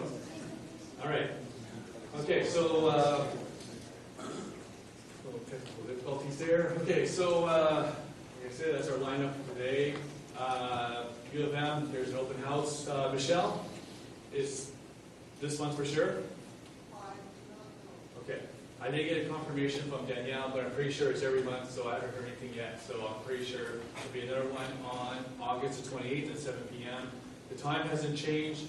So they do a nice little presentation, and if weather permitting, they go up on the rooftop, and they have a 16-inch LX 200 for observing. Spruce Wood events. So Dennis has pretty much mentioned that, and is he still here? He's gone, right? Because he's sitting there right now for a public event this weekend. So of course, you can find more information at our website, and of course Stan is here, so I think he can answer some questions regarding about the Spruce Woods Star Party. And yes, you will need a pass there, so please get it, because there's a big fine involved if you don't get it. I have to promote this. This is a dark sky event. It was mentioned on the RASC list. Trevor. This is done every year, but sometimes it doesn't get mentioned because it conflicts with the Star Party. So it doesn't get mentioned, but I promised Shane that we still probably could work something out. So last year we did go. The year before that we didn't go because it conflicted with the Star Party. So Brendan didn't mention it. So I did promise her that what we need is we can get at least one volunteer or a couple volunteers. It's on September long weekend. It's a really nice. Everything's paid for. Your park pass, your camping is all paid for. It's really nice. Then I'll show you some of the pictures. You can also go to the website, but if you want to come see me or Brendan, you can start. But we're just looking for a couple volunteers. This is the lineup they have for the long weekend. Some of these are paid, some of them are free. But if you do volunteer, I guarantee it, some of them will be paid. Mandy, I think it was, that offered some free passes to us. So there's one here, the Ancient Sky Night tour, that was really nice. It took us about an hour to figure out where it was. We got lost, Brendan and I and Trevor, but we found it. And please go to the washroom before, because the washroom out there is wide open. Trust me. So if you're sitting on the toilet seat, you can see some people coming. So I advise go to the washroom prior to it. I was kind of freaked out because I was like, "Where's the washroom?" And then it's like you go this long winding trail, and you see a toilet right up in the open. So if you do your business, right, you can see a lot of people coming your way. So I advise going prior to this, but it's a really nice night. It was super dark, almost as dark as Arizona. When I was in Arizona a couple years ago. So I'll show you some of the pictures, and this is the final night on Sunday. This is not confirmed. She said she gave me an updated list. So hopefully, if it does, I think this is if we had volunteers. But anyways, if you do volunteer, please let me know. I just need a couple people. I will not be attending this year for other reasons. So this is what happened last year. This is, of course, Brendan, myself, and Trevor, and I have no idea what these ladies are. I tried to find out who they were, but I can't remember. So it was good. We did a public event during the day, both days, Saturday and Sunday. So what else? Oh, this is something I know Darren will love, right? So this, I think it's a really cute picture of this kid here. Finals. This is Trevor's binoculars. So it was really fun event. So a lot of kids. Now this is the Ancient Nights tour that we had. They gave us tea and blankets to sit down, and they talked about some of the ancient myths and stories that they have that was going on. It was super nice. I think we finished up around 12 o'clock. I wanted to stay because the Milky Way was just so bright. It was a new moon. So that's why I say it's kind of like almost as dark as Arizona, but not as dark. Of course, this is the night of the observing on Sunday. Find out who she was. Mandy. She was leading it this year, but it was passed on to Shane. And of course, there's Kevin, Kathy, and I don't know who this girl was, but she was really nice, and she gave me a gift at the end of the night. But we had a lot of fun that night. We had probably close to maybe 300-400 people there. And I'm trying to man 2 telescopes, and Brendan and Trevor's on the other side having hors d'oeuvres and having a grand time. But no, I'm panicking with hundreds of people. All right, so we had a really good time. So that's Kevin there, and that's Mandy. That was Sunday night. That was just before we kick-started on it. Okay, and then this was during the presentation. This was close toward the end. I just realized I should take a picture of us working. And then I did enhance this a little bit more, so it's not as dark, like it's a little darker than this. All right, this is our campsite. Just kind of give you an idea. Everything was paid for, so don't worry about it. They might give you some gas money too if you do volunteer. So again, if you want to volunteer, please do. We need a couple people at least on Sunday. Ideally, one person on Friday. But trust me, if you do join, it's worth your while. All right, the survey. I just want to say thank you for everyone who completed the survey. So we're going to be analyzing the results and see what we can do to improve our service, our membership to you guys. And I'm going to have to make this brief, of course. Of course, we have a telescope loan program if you want to learn more about it. Abdul's here. He's raised his hand. He's our guy to go to. There's some telescopes. Darren mentioned about the PSC that we have. So if you want to get into it, it's nice. You get it for a month, and it's well worth your while because you see the sun in real time. Okay, Glenn Lee, that's me. I'm the director of Glenn Lee Observatory. I do have some keys cut. So those who are, thank you. So if you'd like to see me during the break, please do. Again, we'll make this brief. I just finished up. There we go. That's Glenn Lee. This is some of the things. I'll have to be brief because we're running out of time here. There's no member site because apparently it was cloudy. Now it's cloudy with rain, so we're going to have to cancel that for tomorrow. But maybe the following weekend we'll arrange something. Okay, exploring the universe. Dennis is not here. He's off to Spruce Woods. So if you want to do explore the universe, right, get a little familiar with the night sky, please come see him. You can also shoot an email on the RC list, and he'd be happy to help you out there. So that's it. That's all I have lined up for you guys today. We'll start off with, you want to do it, Brendan? Or Darren? Okay. All right. What time is it? 8:30? Okay. So we're running out of time here. That's a good question.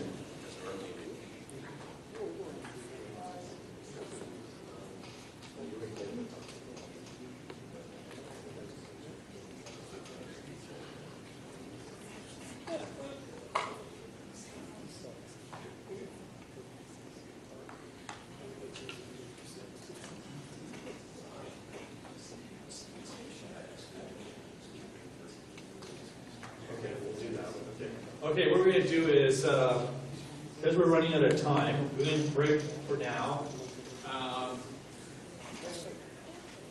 We'll reconvene at 9 o'clock.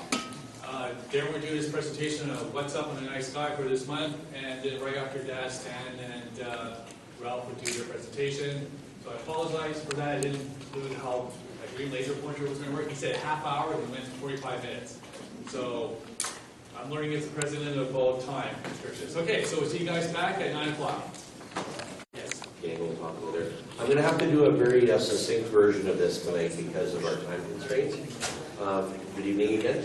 I'll rifle through some of the slides that I was going to present, but we'll start and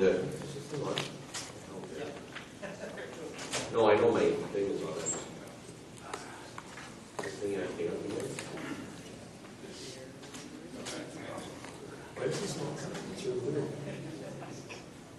Oh, it's on the wrong presentation. This is right. It's working. Should we have to do the full presentation? Oh, there we go. Okay. So we'll get right into it here with no further ado.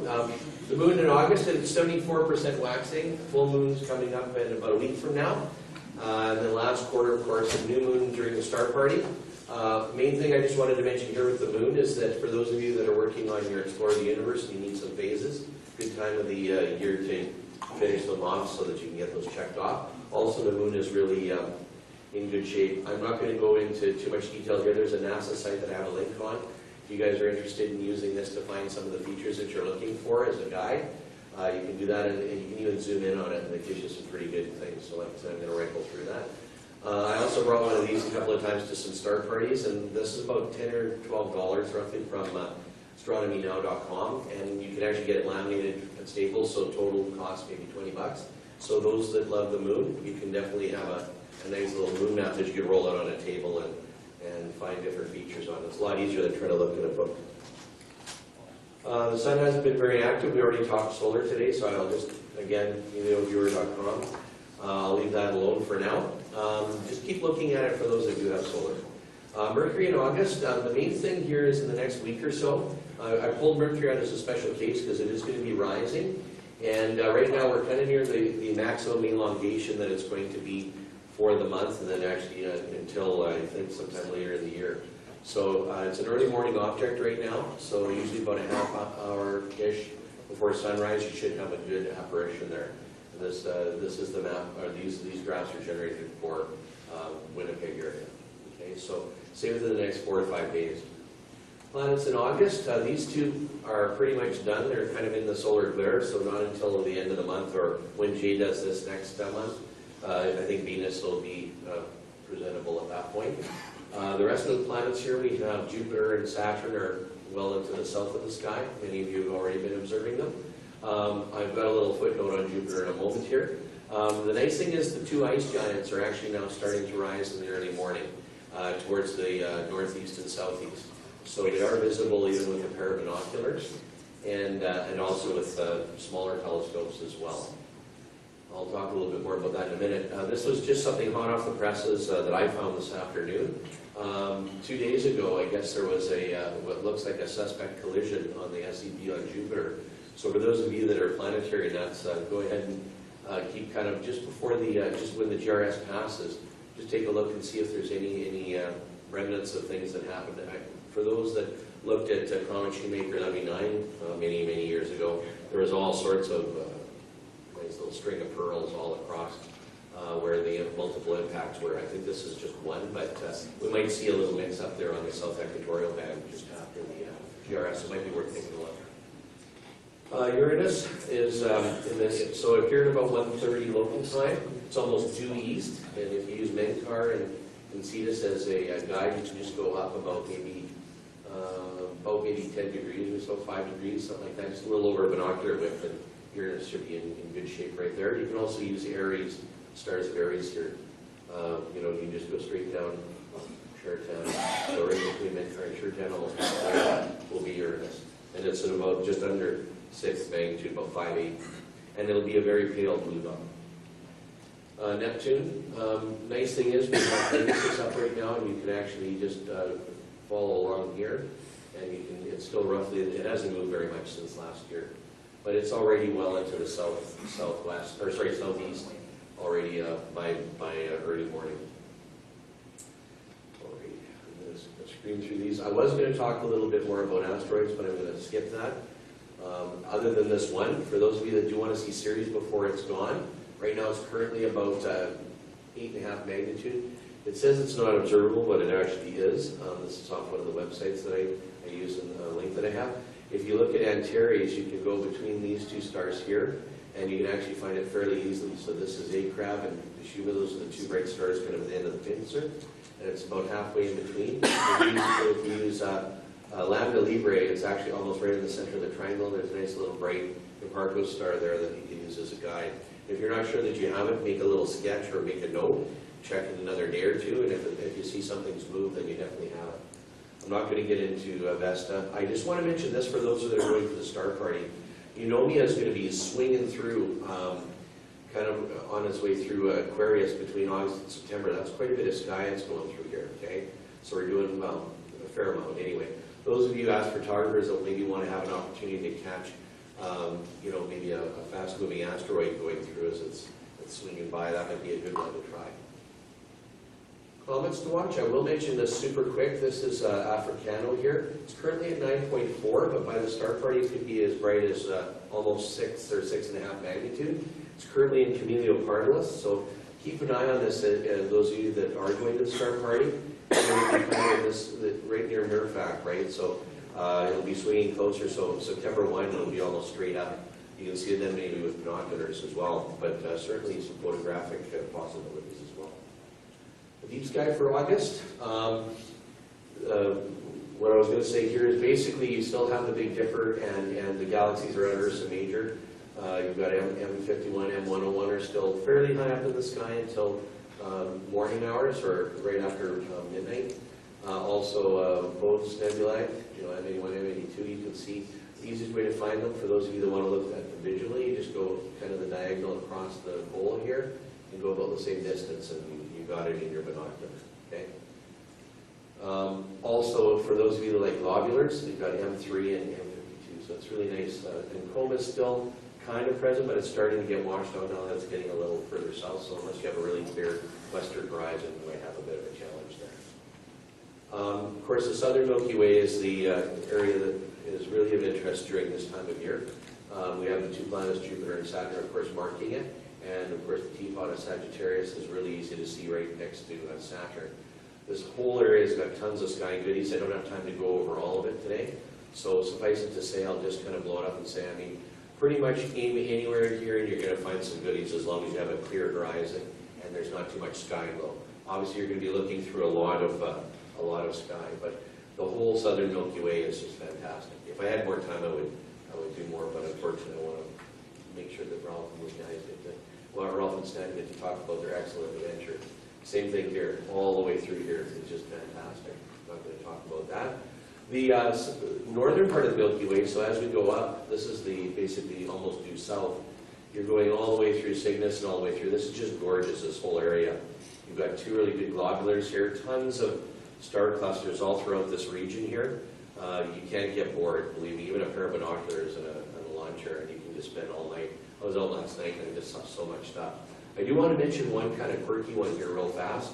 For those of you that know where Lyria is, oh, hang on, I want to just back up for a minute here and mention this is the summer triangle, by the way. So we have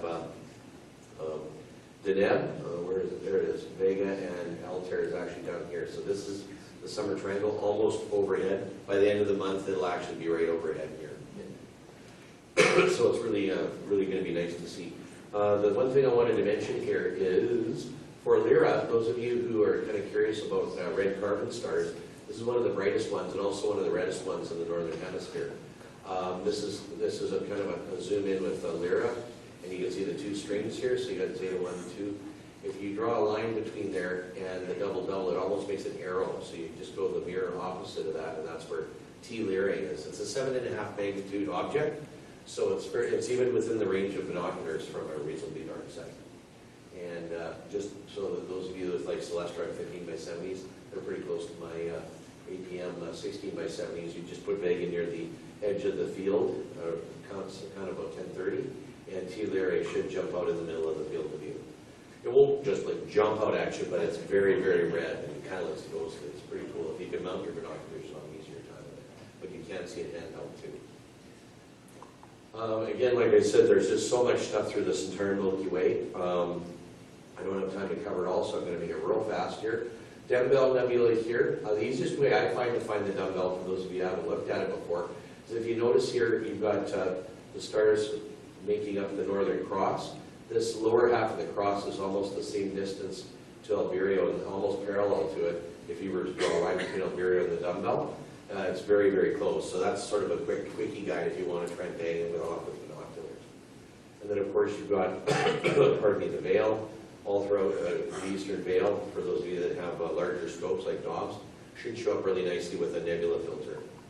And then the North American Nebula is presented right near Deneb. And of course, those of you that are doing photography, you should have some chances of doing that either from Glen Lee later on when the moon's out of the way, and or at the star party. And again, there's just so much. You've got the rift in Cygnus, and you've just got a whole range of beautiful star clusters. There's just too many to go on with. I'm not going to go through that slide, so I'll leave that one alone. Andromeda Galaxy is starting to become dominant now. Easy way to find it is you just go to Mirac here. You can usually see this, like the square Pegasus, you just follow down. And this slightly orange, like orange-yellow star, you just go up to Mu Andromeda. It's about maybe 3 or 4 degrees. And then up about the same distance, and you can't miss M31. It should be really easy to find. Double cluster as well, they're starting to get well presented as well now right over there.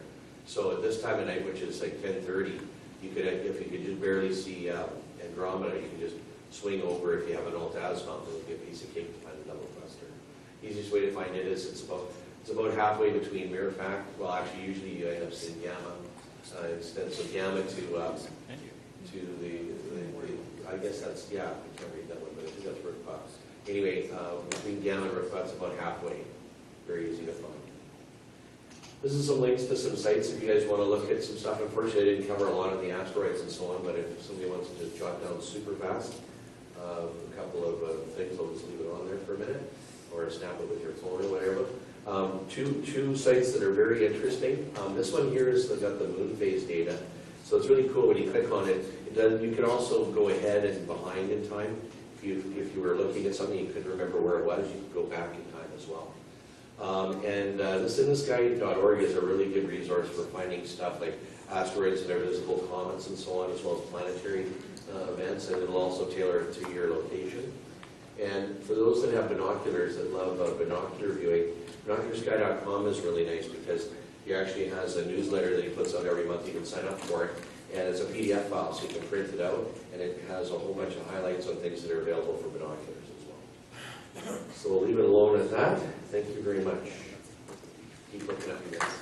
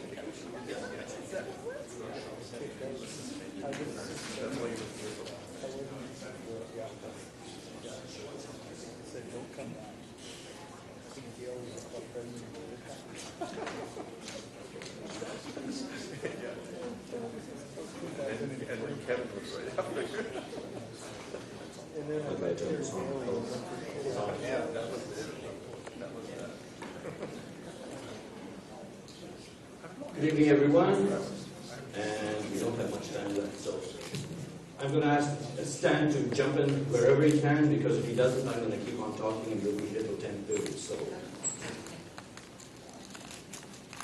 So this presentation is basically about 3 hunts, not 2. We want to start with where it all began, which is at SWSB 2013. This gentleman over here, that's Rick Uziak. He's with the Saskatoon Center. He's been there forever. How long has he been there? And some of us, 30, 40 years, yeah. He is one of the most prolific members, and he is also interested in meteorite hunting and collecting. So he talked to Stan and myself about a place in Whitecourt, Alberta that has an impact crater. And yeah, he talked to this guy. And talk to this guy about this place. Now this place is about 20 minutes outside of Whitecourt, west and slightly south. And we have a LiDAR image that shows the impact crater right over there. Now LiDAR is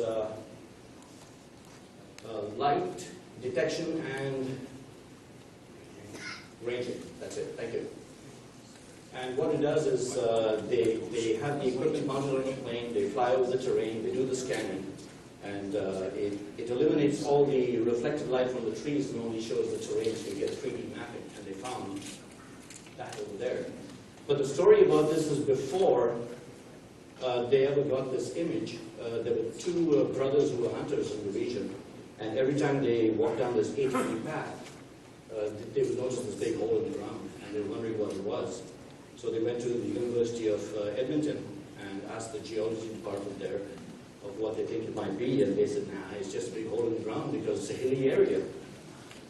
So they weren't convinced. They went back to Canadian Tire. They brought a $100 metal detector, went back to this big hole in the ground, and they started finding big chunks of iron all over the place. So they took a few of the chunks back, University of Edmonton, and they asked the geology department, what do you think these are? And they said, the meteorites, where did you find them? And they said, the big hole in the ground. So eventually, that became a protected area, and Stan, myself, and Rick, a few weeks later, ended up there. And Rick, of course, because he's a veteran of that strewn field, he was our guide. Jump in anytime you want. That's yours. It's kind of interesting when you go to the place. It actually takes quite a while to actually find it. It's on a logging road in the middle of nowhere, and we actually have to walk 5 kilometers in. And one of the problems that we had the first time we went out there was Rob Skis actually, because 5 kilometers up and down, and quite a fairly steep kind of situation. But we're fortunate that some of the people that we have had been there and knew what we needed to get in and out. So. And 5 kilometers hike in and out, it's uphill both ways. Now that sounds a little crazy, but when you're climbing up like this, it's up and down, and back towards where we were parked, it's the same thing. It's up and down. So my knees had a hard, very, very hard time. So it's so remote that even the GPS was lost. Where am I? Okay, so we were joined by Murray Paulson. He's with the Edmonton Center. He has hunted whitecord in our last hunting trip in 2018 for the 90th time. And every time he's been there, he has found specimens. I think he's found over, what, 2,000 or close? And he has a meteorite collection that we are both envious about. It probably valued at more than what his house is worth. So pretty close to $250,000 or $300,000, his meteorite collection. Awesome stuff. So one of the next advantages that he has is he goes to whitecord and he's picking up. Now whitecord has a lot of shrapnel, so there's a big impact, something hit, and a lot of the material that crashed hit the rock and blew back and threw back these very interesting pieces of shrapnel meteorite all over the place. And they're not easy to get at. So Murray's been collecting pounds of this stuff and then goes to people who have access to meteorites in their area, and he says, well, I've got whitecord. And they go, oh, really? Because you can't find a lot of whitecord on the market.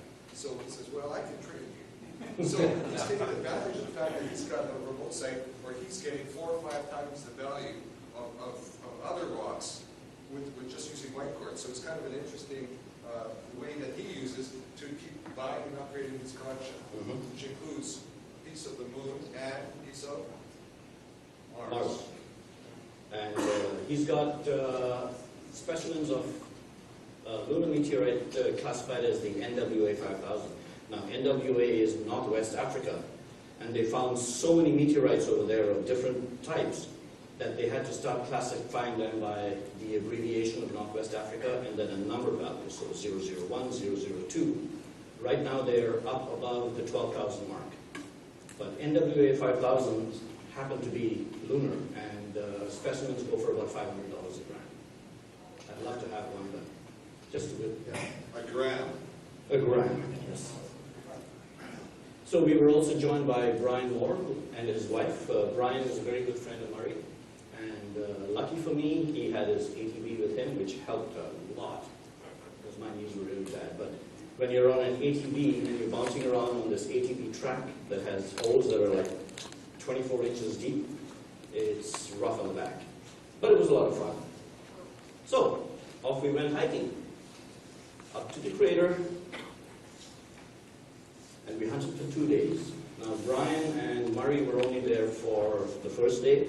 The second day was only Rick, Stan, and myself. And on the second day, my knees were so bad that Stan and I had to team up. I would do the detecting, which was okay, and he had to do the digging, which was okay with me. And we found lots of stuff. But little stuff. Examples. Little stuff. So there it is, a container. Each one of these is a different piece from a different location. So we're using detectors that are finding little pieces like this, which are located approximately 6 inches under the mud. As it turns out, this crater was created about 1,000 years ago. So since then, a lot of leaves have fallen and composed and turned into mud. So we're picking away, and maybe you could see that there's a couple here that are relatively decent size, about the size of the container. But that's what we're finding, but lots of them.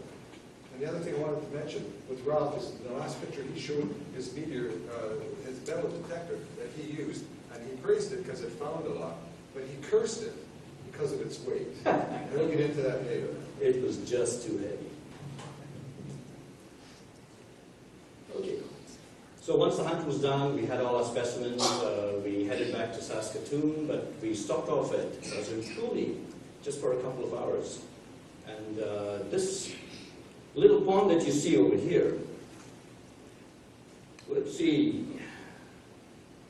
on November 28, 2008, that pond was frozen over, and the first piece was found after, I think, about 5 days of searching by Ellen Milley of the University of Calgary. She was driving around with Professor Alan Hildebrand, and she spotted the first piece. And everything went nuts after that because Alan Hildebrand loves the media. And we had hundreds of people there within a few hours. And one story goes that, I can't remember who it was from the Edmonton Center. And yes? Is he the one that discovered the Chicxulub crater? He's one of the people that did, Oh, yes. okay. Yes. He had a lot to do with the research that went into it.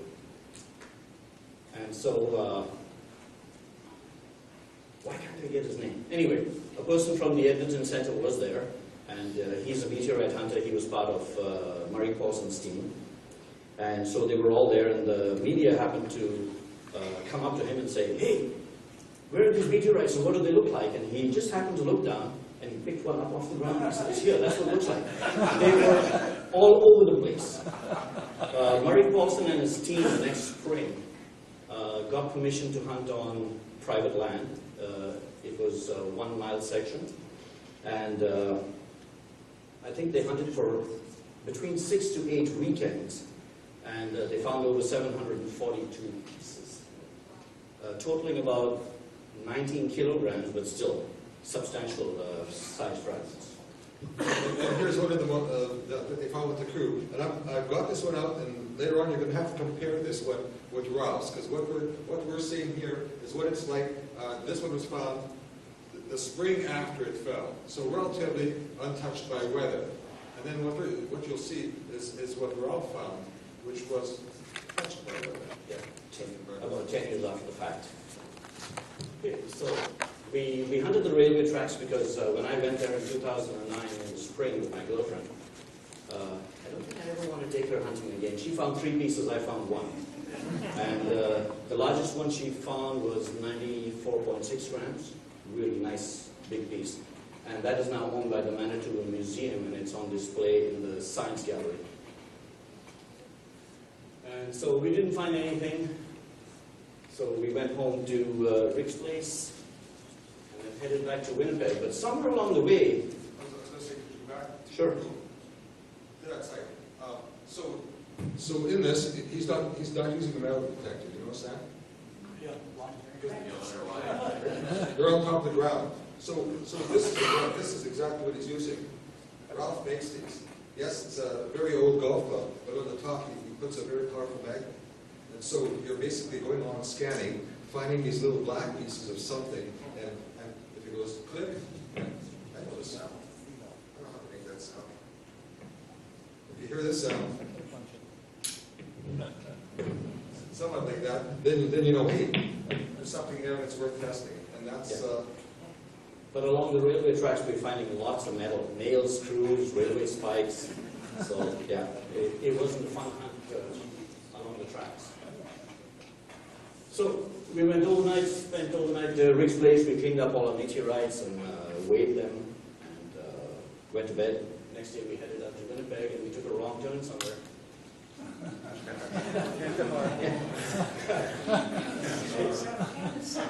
Yeah.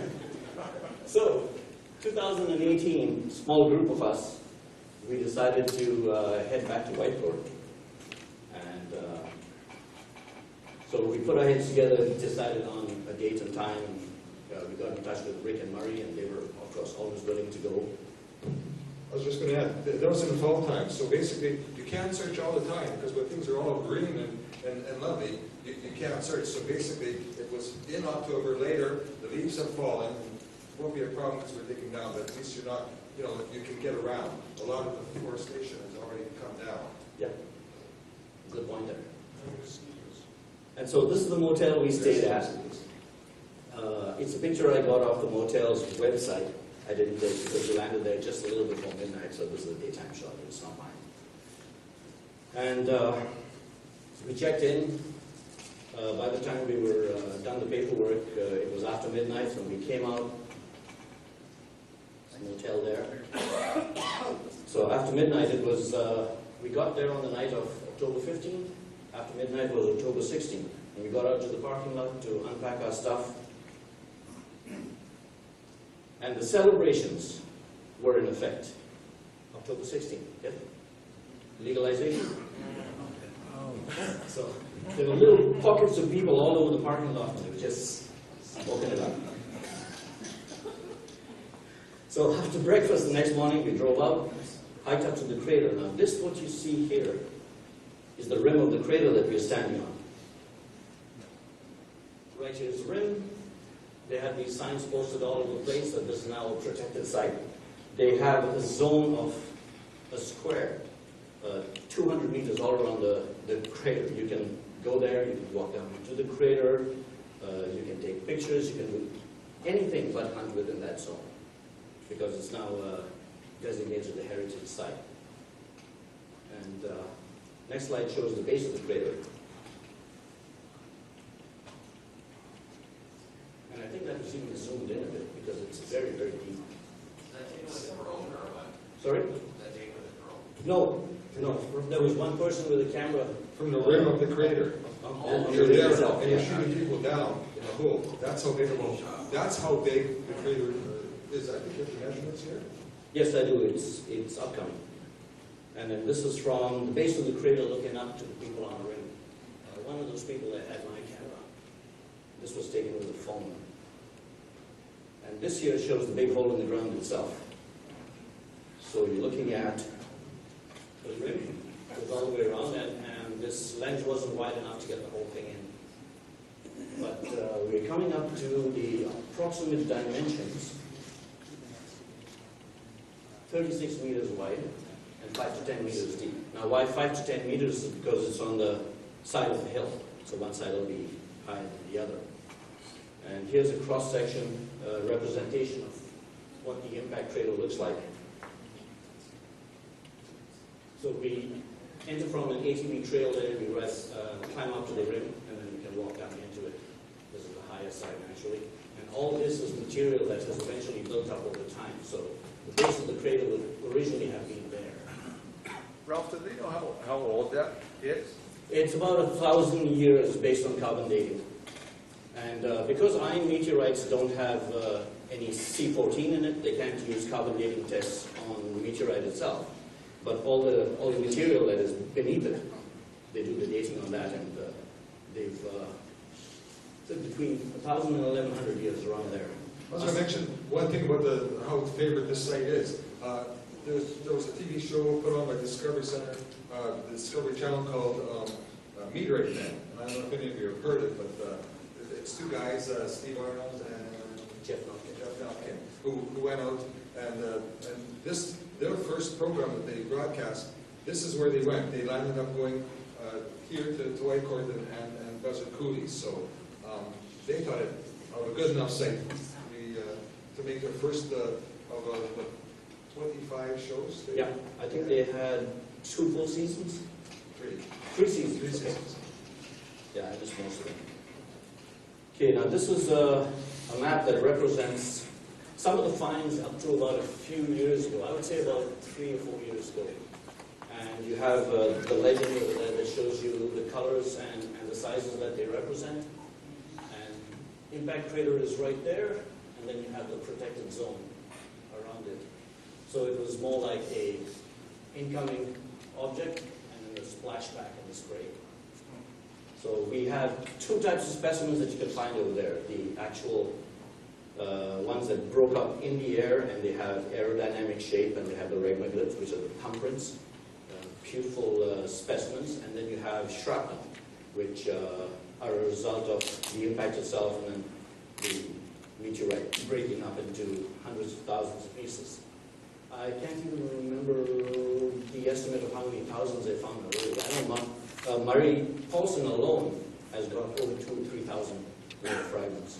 He's got some large pieces too, if I'm not mistaken. Okay, so this is one of Stan's finds, and I would estimate that will be about between 6 and 8 grams. One of the things that we do when we hunt for meteorites is to note down the location. If you ever want to classify a meteorite that you found that hasn't been found before, you need the location, you need GPS coordinates, you need the weight, and so as a matter of practice, this is what we do when we find one. And that's the scientific part of it, right? You want to find out where it splashed, so that gives them the information that they need to determine how it came in and where it is. So it also, that previous map where it showed the pieces, it also, there's a pattern to it. It's called strewn field, the field where the meteorites fall to the ground. And there's a certain pattern to it. And that information becomes important, and more so important for when we go to Buzzard Blue. Yeah. And all the plots on this map were actually based on GPS coordinates.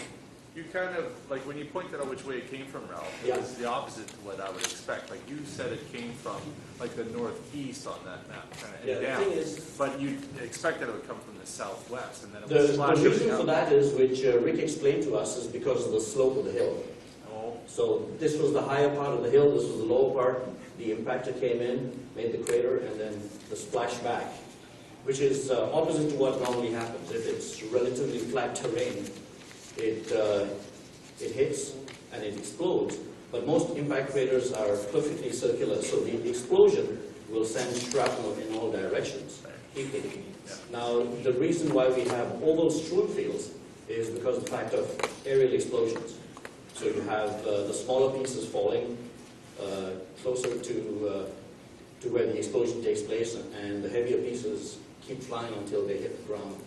So you can also tell the direction the impactor came in from based on the size of the pieces that are found in the strewn field.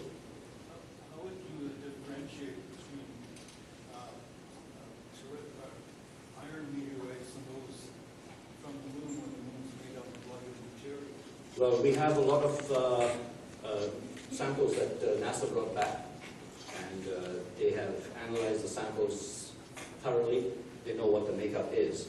So when they have a suspect lunar meteorite, let's say from Northwest Africa, they do the testing and they find that the chemical composition is the same as the data that they have released from NASA. So they'd be able to tell. They also do spectrographic analysis, microprobe analysis, so it's very easy to tell. The same with Martian meteorites. Basic criteria for Detecting what's on the moon or Mars? Well, because of the material that lunar meteorites are made up of, the fusion crust will have a very different look from other stony meteorites that can come from the asteroid belt.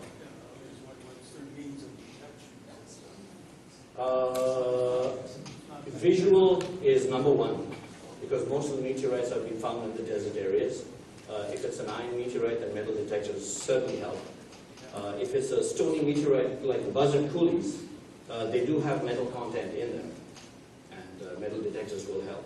That's what we use that buzzard coulee, which is coming up next. I was going to say that's an interesting question, because one of the other things is when they have some of the ones, what they call falls, which is a meteor, right? Meteor that came in and becomes a meteorite and crashes and hits the ground. And if they can figure out what the trajectory of it is, they can figure out the path of it. And some of them, they actually can take back and say, wait a minute, that's likely from the orbit of a particular asteroid. So they actually, you know, some of these near-Earth asteroids, so they actually can figure some of these, they can detect and look at the material that's there and say, it's probably come from that object there. So without having to send a spacecraft to that asteroid, they've got pieces of it now. And there are three classes of stony meteorites, subclasses. They are known as the HED group. the howadites, eucrites, and the diogenites based on their chemical composition. And through spectrographic analysis, they have determined that the parent body is asteroid Vesta. So they're a very expensive class of meteorites too. Now at Whitecourt, there used to be an old farmstead. And also you got hunters going through all the time and throwing all that garbage all around. So we don't always find meteorites. That's a nice big nail that Stanley found there. And it gets really tiring after a while because these you have to dig up. Your metal detector sings and you don't want to not dig. So on this last hunt I found 30 individuals. I probably dug about twice as many holes. And I was limping the next day. I was going to say, we use these cases for our meteorites, and I have a special case. These are called meteorons. And it includes shells and tin cans, nails of all sorts. There's a shotgun shell and such. But you've got to dig everything that you find up. When it sings, it tells you to look, you look. And that's one of the things that we found. The areas that we're searching, the last areas that are available in that Whitecourt area that we think haven't been overly searched are the homestead areas. So you spend a good part of your day digging up nails. And on this particular hunt, Rick Huziak, who had been into the impact crater dozens of times, didn't want to go there, so he went ahead of us to the area we were going to search. And he got a really loud hit with his metal detector. And there he was digging and digging and digging, and he came up with a hacksaw handle. And he wasn't impressed, but that was a lot of work. I was going to say one more thing about this particular picture. That's a metal hammer, and I've taped on some super magnets on it. So, after you bring out the mud and the piece, you sort of chop it up, and then you use the magnets and you sweep it and thing, and then you hear a click. Well, this time I heard a click, click. And although you can see plainly where the nail is, if you look at the other darker spot on my thing, that's an actual meteorite. So I just happened to find the two of them in the exact same hole. They just happen to be right beside each other. And there are some people who, if they don't have the magnet on the hammer, they use something called a pinpointer. It's a very, very tiny metal detector, and it has a range of about an inch, inch and a half. So you can probe in the little plug of wood that you dug out and find exactly where it is. Now, to show you how it works,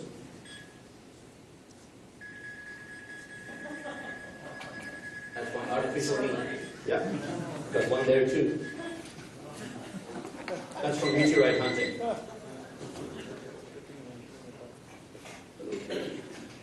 So there's Murray Paulson. He was digging up a promising reading from his metal detector. I'm not sure whether that was an actual meteorite or not.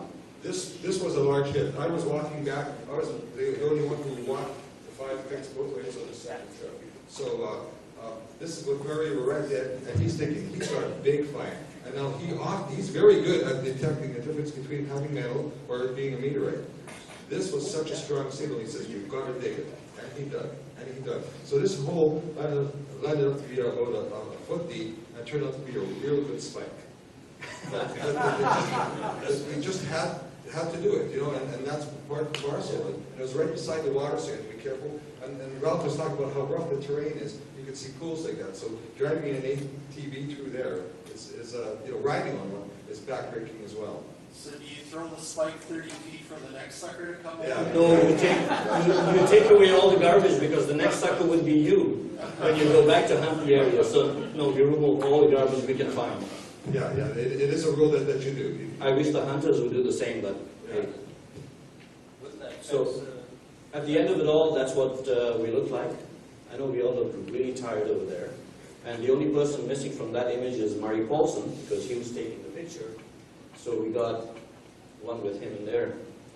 That's Murray right there, that's Stanley, Rick, Judy and Jay, Bill Crosney, and Brian. So now, unfortunately, Bill didn't find any on this trip. Bill didn't, but Brian was nice enough. He gave him a couple of specimens that he found. So we did give him a nickname, Tin Man. Tin Man. Oh, talk about Tin Man. Yes, there was one hole that he dug that went down about 18 inches, and it was about 24 inches across. And we said, it's promising, you're getting a strong signal, keep digging, keep digging, keep digging. Eventually the signal stopped, and then we were looking around in the big pile of dirt over there, and it turns out to be a hot rock because I used my metal detector on it and it sang, and we picked it up. It was a rock, a hot rock. It probably had very high hematite or magnetite content in there. So it can be frustrating at times. So, Buzzard Coulee, the itch returned.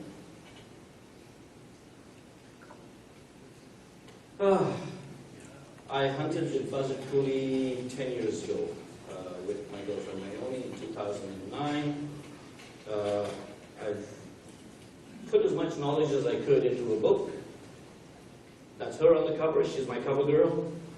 If you, after the presentation, want to have a look at it, by all means go ahead.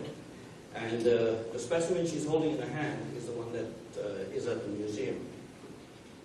Now, Stan and myself wanted to go, so we got in touch with Rick and Murray, and they were all game. And this is just a map of the area where we hunted. And this map represents almost all the specimens that Murray Paulson, Rick Luziak, and their group had found over the number of years, weekends that they hunted over there, and over the number of years. They plotted everything down based on GPS coordinates, and so 742 pieces is what they found in total from there. But this area here, because of the heavy bush and trees, wasn't hunted as much. So this is the area where Murray decided we were going to go. But talking about, sorry, go ahead. So I was going to point out one thing about that. You notice there's a certain boundary and everything, nothing on the outside. This is a farmer's piece of property. And one of the things is, and we'll talk about property rights, is the owners of all these rocks belong to the farmer unless you negotiate something with him. And so we had an advantage.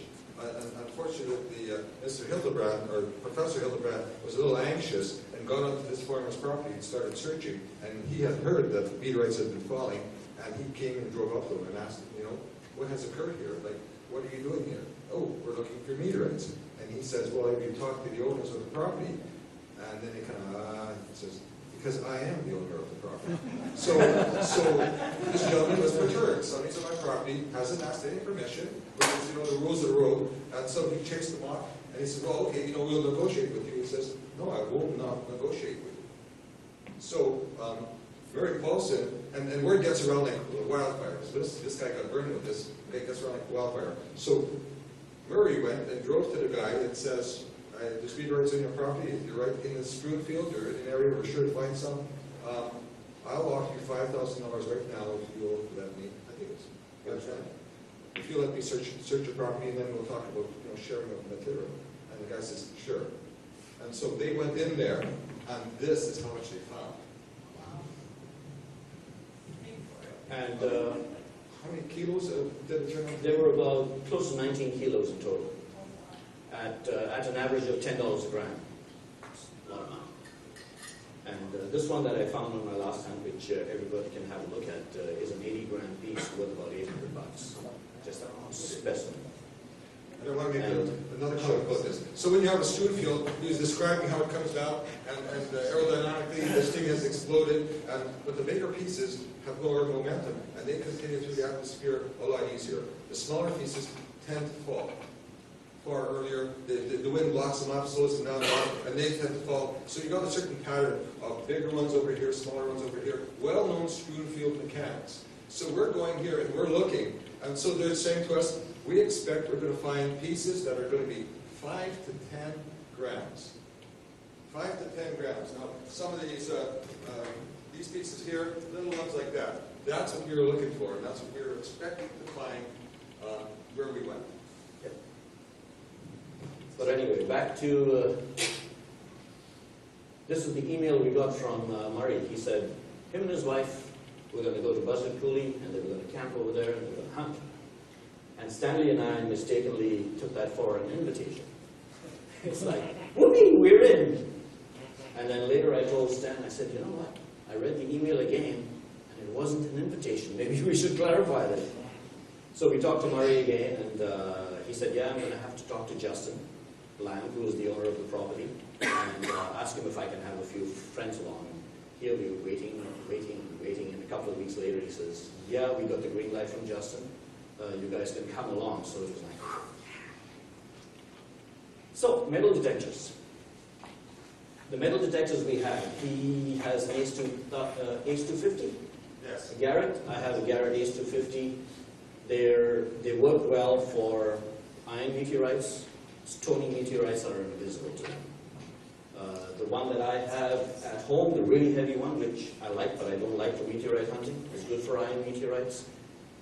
All the stony ones, invisible. So we decided we needed metal detectors that actually work on stone meteorites. So Stan ended up getting a Fisher F75.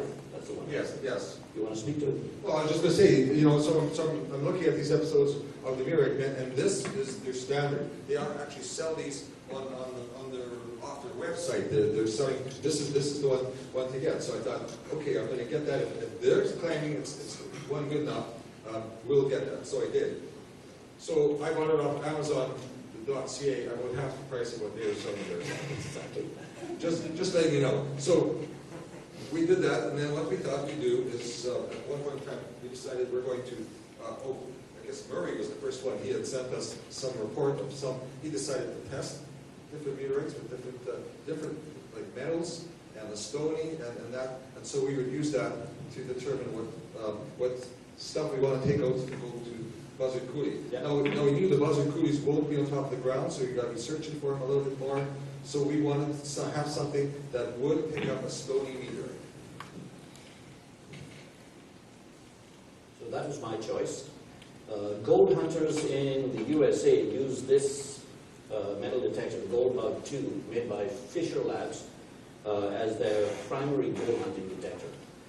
Because of the higher frequency in the VLF range, it also is very, very good for stone meteorites. It screamed when Murray gave us the demonstration with his out at Whitecourt. He had a Buzzard Coulee specimen, and this one just screamed. So I said, I gotta get one. At about $1,100 after taxes, it's quite pricey, but definitely worth the money. I was just going to say something. Notice it's got a lot of little twisties and oddies, and that's nice, and it works well. But this is one of the meteorites, this is one of the metal detectors that you have to learn. You use it, and how you know if you're finding something is by the noise that it's making. Yeah. So this is not one where you can look at the screen and say, oh, I think it's this, or maybe it's a tab or a piece of coil or something else. This is one that you kind of, by here you go, oh, it makes a certain noise. And it'll do certain things for nails, and it'll do different things. And Eric Paulson, who used one of these very, very extensively, could go over, in Whitecourt, he could go over a spot and go, he'd say, oh, that's the nail. Oh, there's a meter right here. You could tell by the sound. You could tell by the sound. So some of these don't have any visual detection. And I wanted to buy another detector that was nice and light, with an LCD display that I could use for coins and jewelry and nails and all the other stuff. And I read some really good reviews about this, and it happened to have a slightly higher frequency than most of the other ones on the market. And I said, higher frequency, pretty close to Gold Bug, I want to buy it, maybe it'll work. When we did the testing, it turned out to be a beautiful metal detector for stony meteorites and irons. So I ended up getting one. And Stan was impressed with how it worked, and he got one too. And this is the morning that we were at Stan's backyard conducting all our tests. And I did the detecting of the different materials and meteorites that we had, and Stan did all the writing. So basically we were just sweeping, we were putting things down on the ground, and then sweeping over and determining when did you first even hear any slightest amount of detection, and at what point would you hear a sound that was so secure that you figured, yes, something's got to be there. That was the first intent, and that helped us differentiate and helped us decide that, yeah, these were the ones that we would take with us on the trip. I guess that was one way of kind of helping figure it all out. And yes. Yeah. So we tested a whole bunch of stuff. And that's we did some specific stonies. And when you do the stonies, they have designations that tell you some have a very small amount of iron, some have a lot of iron. So we basically decided we would take equipment, because we're going to be looking for stuff that is not going to be visible to the eye. So we take something that we can see Yeah. and find without having to do it. Okay, so once we tested our metal detectors, we had a plan. And after all was said and done, the plan was to drive to Saskatoon, Friday, May 17th, stay overnight at Rick's, head out from there. I think it was, what, a 3-hour drive to the student field from Saskatoon, meet Murray and his family there, and start hunting on the first day. Saturday morning after breakfast, that's what we did. And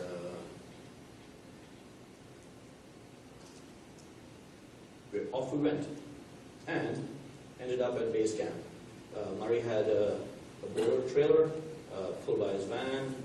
His son Connor, who, how old is he now, 16 or 17? He had a scooter built with a little Princess Auto motor that they have for lawnmowers and all that stuff. He built that as a project in school. And so that is where base camp was. I was going to say, notice where you're looking. It's long, tall grass, kind of. So what you're finding is the pieces that haven't been found. So you know they're probably somewhere underneath the grass there. So you're going to have to be, you know, for some parts of the area, this is the easy to search areas. We're looking through that kind of stuff. Exactly. Yeah, there was some that the trees and the brush was so thick you couldn't even get through. And don't even talk about the ticks. That's a different presentation altogether. So one of the nice things that kind of how things work and how they come around was that Ralph had brought a couple of detectors. So he took his racer. He says, I'm going to use the gold bug. I want to use the gold bug. So he took his racer and lent it to Murray's son. And so now Murray's appreciated that we came along because now his son has a detector because they only have 2 and there's 3 of them in the family. So. And with my detector, Connor happened to find the first one. It was an 88.6 gram fragment. It looked like it had broken off a larger piece, and the larger piece could not be found. But this was really nice. So you see the interior of the meteorite on one side and the fusion crust on the other side, and quite a beautiful specimen. But Ralph, we're only finding 5 to 10 gram pieces. Exactly. What's this 88 piece doing? They were wrong in their predictions. Nobody's going to find anything that big. That's ridiculous. Exactly. We were quite surprised. They were surprised too, and that's what it looks like close up. So that's the stony side where it's been broken off. So that's not the fusion. That's the rough open side. Yes. So things looked promising for that day. And we went back to the trailer for lunch, and there was a little bit of a celebration, juice only. And then towards the end of that day, the first day, Joanne was almost ready to pack it in and kip up and go back to the trailer, and she finds one. With the rule of always be hunting. So you're walking back and you know you're coming back, but you're still sweeping. Like your arm is in this perpetual oscillation motion like this. So she's just walking back, just walking kind of quickly to get back. And serendipitously, and then she yells out to Murray, I think I found one! And he goes running off. And then she shows it to him. Right enough, it is a buzzard coolie, and then they do the thing with the GPS, and they make the notes and take the pictures. The tube was tucked in. Yes. There's some very tall grass. Very, so very you tall. have to kind of, found it, and then you got the metal, the little magnet stick, and in there and click. So now we found a second one, but we're only going to expect to find 5 to 10 gram pieces. We're only in the area of that. So yeah, this one was 33.6 now, if I recall right. And that's a close-up of it. Very beautiful piece. We described it as a peanut. Over here, though, it looks slightly different. And a little more closer shots, you can see the thumbprints in there. They're called regoliths. They're aerodynamic shapes that are burned into the meteorite as it interacts with the atmosphere. and just a nice little chip missing out of it, so you could actually see the stony part on the inside. So right away, you know it's not just a rock. Those are seeing that stony part inside and the recognize those are 2 things that tell you this is a meteorite. So on the second day, we were out in the strewn field and we were hunting and came back for lunch because we were having no luck at all. And then after lunch, we headed back out to a slightly different area. I branched off from the main group because the thing with the gold bugs, because of the higher frequency, if two gold bugs are within 200 feet of each other, they start to have interference noise. They talk to each other. So I decided to split off from the group, and about probably an hour later, I found that baby, which is the one in that specimen jar there. No, Ralph, we're supposed to find pieces 5 to 10 grams. I know. This turned out to be 80.5 grams. So I got the GPS coordinates, I took pictures of it in situ, and that's me, big smile, happy face. Okay, hold that one there. Now, can people see this one here in my hand? See how dark it is? See his? That's what 10 years has done to the outer crust. So we were looking, hoping that they would still be black. And now we're finding that they're starting to almost turning gray on the outside. Yeah. So it's a nice example because they said, hey, you know, we don't have a lot of historical, there isn't a lot of scientific research where they look at it over a period of time and see how they actually start to break down. So they were quite excited with the ones that we had for research purposes.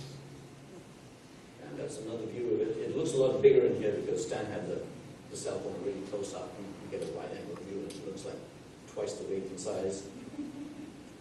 And on the third day of the hunt, The two of us to carry it in the car, right? Stan thought, he started taking things for granted.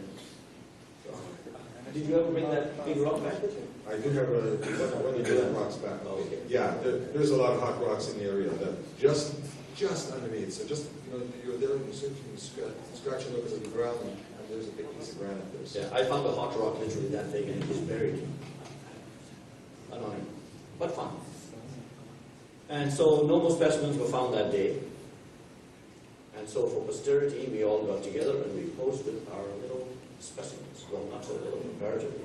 6 people, 3 days of searching. 3 pieces. Sometimes it's like a needle in a haystack. It was about 8 hours the first day, the same amount of time the second day, and the third day we did about 5 hours, I believe. And so we packed up everything in the car, headed back to Saskatoon, and for dinner that evening, Rick took us to an Irish restaurant and pub called The Thirsty Scholar. And we ate fish and chips, we had a burger, and beer, Saskatchewan style. Look at the size of this. And if there are no questions, which I hope there are, we'll be doing the same with Boston Pizza. Okay, I was going to make one more mention. Is one of the nicest things about going out with Rick.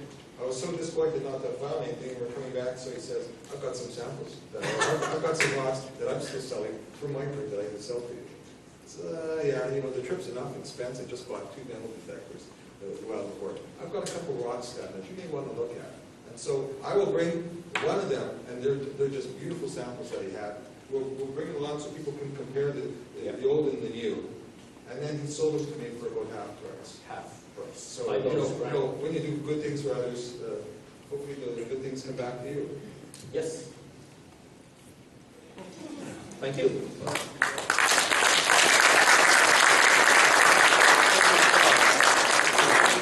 Any quick questions, or we'll be at Boston Pizza, you can ask them there too. A few quick questions? Yes? I had one quick question. The white cord meteorite, I should ask you that, you had the crater on there. Yeah. Is there any estimate of how big that impactor was? Like what the... Probably over 50 tons. Wow. But a lot of it get due to the interaction with the atmosphere. It ablates away. So they estimate that Tony meteorites lose about 80% of their mass when they interact with the atmosphere. Iron meteorites, a little less is lost. But there's a substantial loss with the ablation. So by the time it gets down, it would have been, what? Small school bus? 15? I think they said it was the size of a small school bus. Small little, so that's what touched out that nice little... Now, an estimate of size. In Argentina, there's a strewn field there where we find the Campo del Cielo meteorites. And the largest piece that was found there is 37 tons, and it's the size of a minivan. And recently, about 5 years ago, they dug up one that was actually buried, and it was a little over 30 tons. And that's the size of a smaller minimap. Yes? That picture that you had shown us, like a satellite image, and it kind of showed where you could see the white, it's almost like an egg where the impact Yes. was. Is there a website that you can go, and I'm just wondering, do you guys go and see, are there any new, just go scouting and say, okay, let's take a look around here, see if there's anything that hasn't been discovered yet? Yes. That you know, that would be like a little gold mine or Yeah, whatever. no one particular website would have that information, but Google is your friend, and all this information has been found by just typing in white core meteorites or buzzing coulis, and you can get tons of information out there. Right. Now, there is one promising area that we're looking at in Manitoba, close to Settings Corner. We haven't been there yet, but there are 3 very, very round ponds, almost in line with each other. Very dense area, very dense bush. We haven't been able to get through yet, but it looks like a promising area. What about something like West Hawk? Does that have any debris or anything like that? West Hawk is a big crater, but it was a stony meteorite, so the impact would have vaporized everything. And because of the granite, they haven't even been able to find any traces of what they call shattered bones, because the shock wave rearranges the structure of the rock, and it tends to redistribute the structure of the rock from linear into a pyramid shape. So that's one of the ways you can tell. If you find a shattered cone, you follow the tip of the structure of the shattered cone itself, and it'll point you in the direction of the crater. So that's one way they've been able to tell whether there's a crater in the area or not, to look for shattered cones. That being said, I ran into someone who says, oh yeah, there is a farm in Manitoba.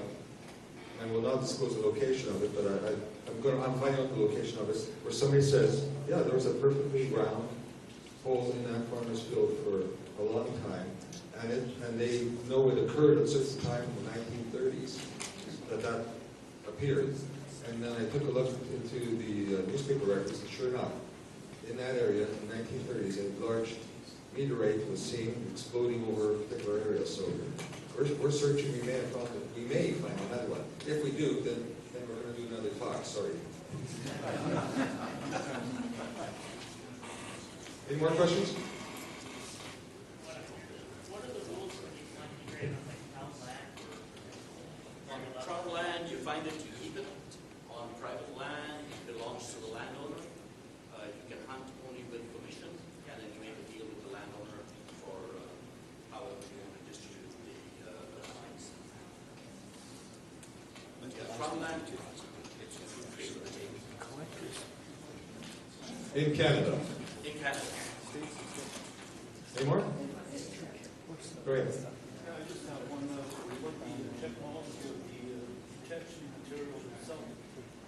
Is there something on the horizon, perhaps like a robotic electromagnetic detector, something with a wider range, greater range, something that works more in As in remote sensing aerial stuff, or something like a seismographic equipment that could cover more tracts of land.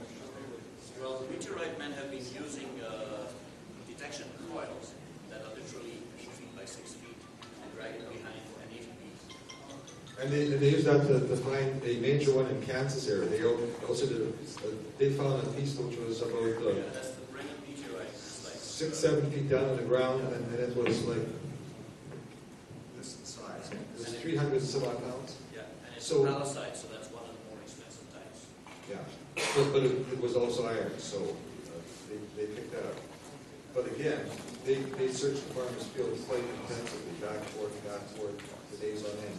And just, I call it serendipitous. You come across, and all of a sudden, the machine screams. And to dig it out, they had to rent a backhoe. That was quite neat. That was the second dig they did on the farmer's property. The first dig that they did on the farmer's property was 255-gallon drums. They were about 9 feet down. So it's still a hit and miss kind of deal. So if anyone wants to have a look at the specimens here, while we back things up, check Yeah.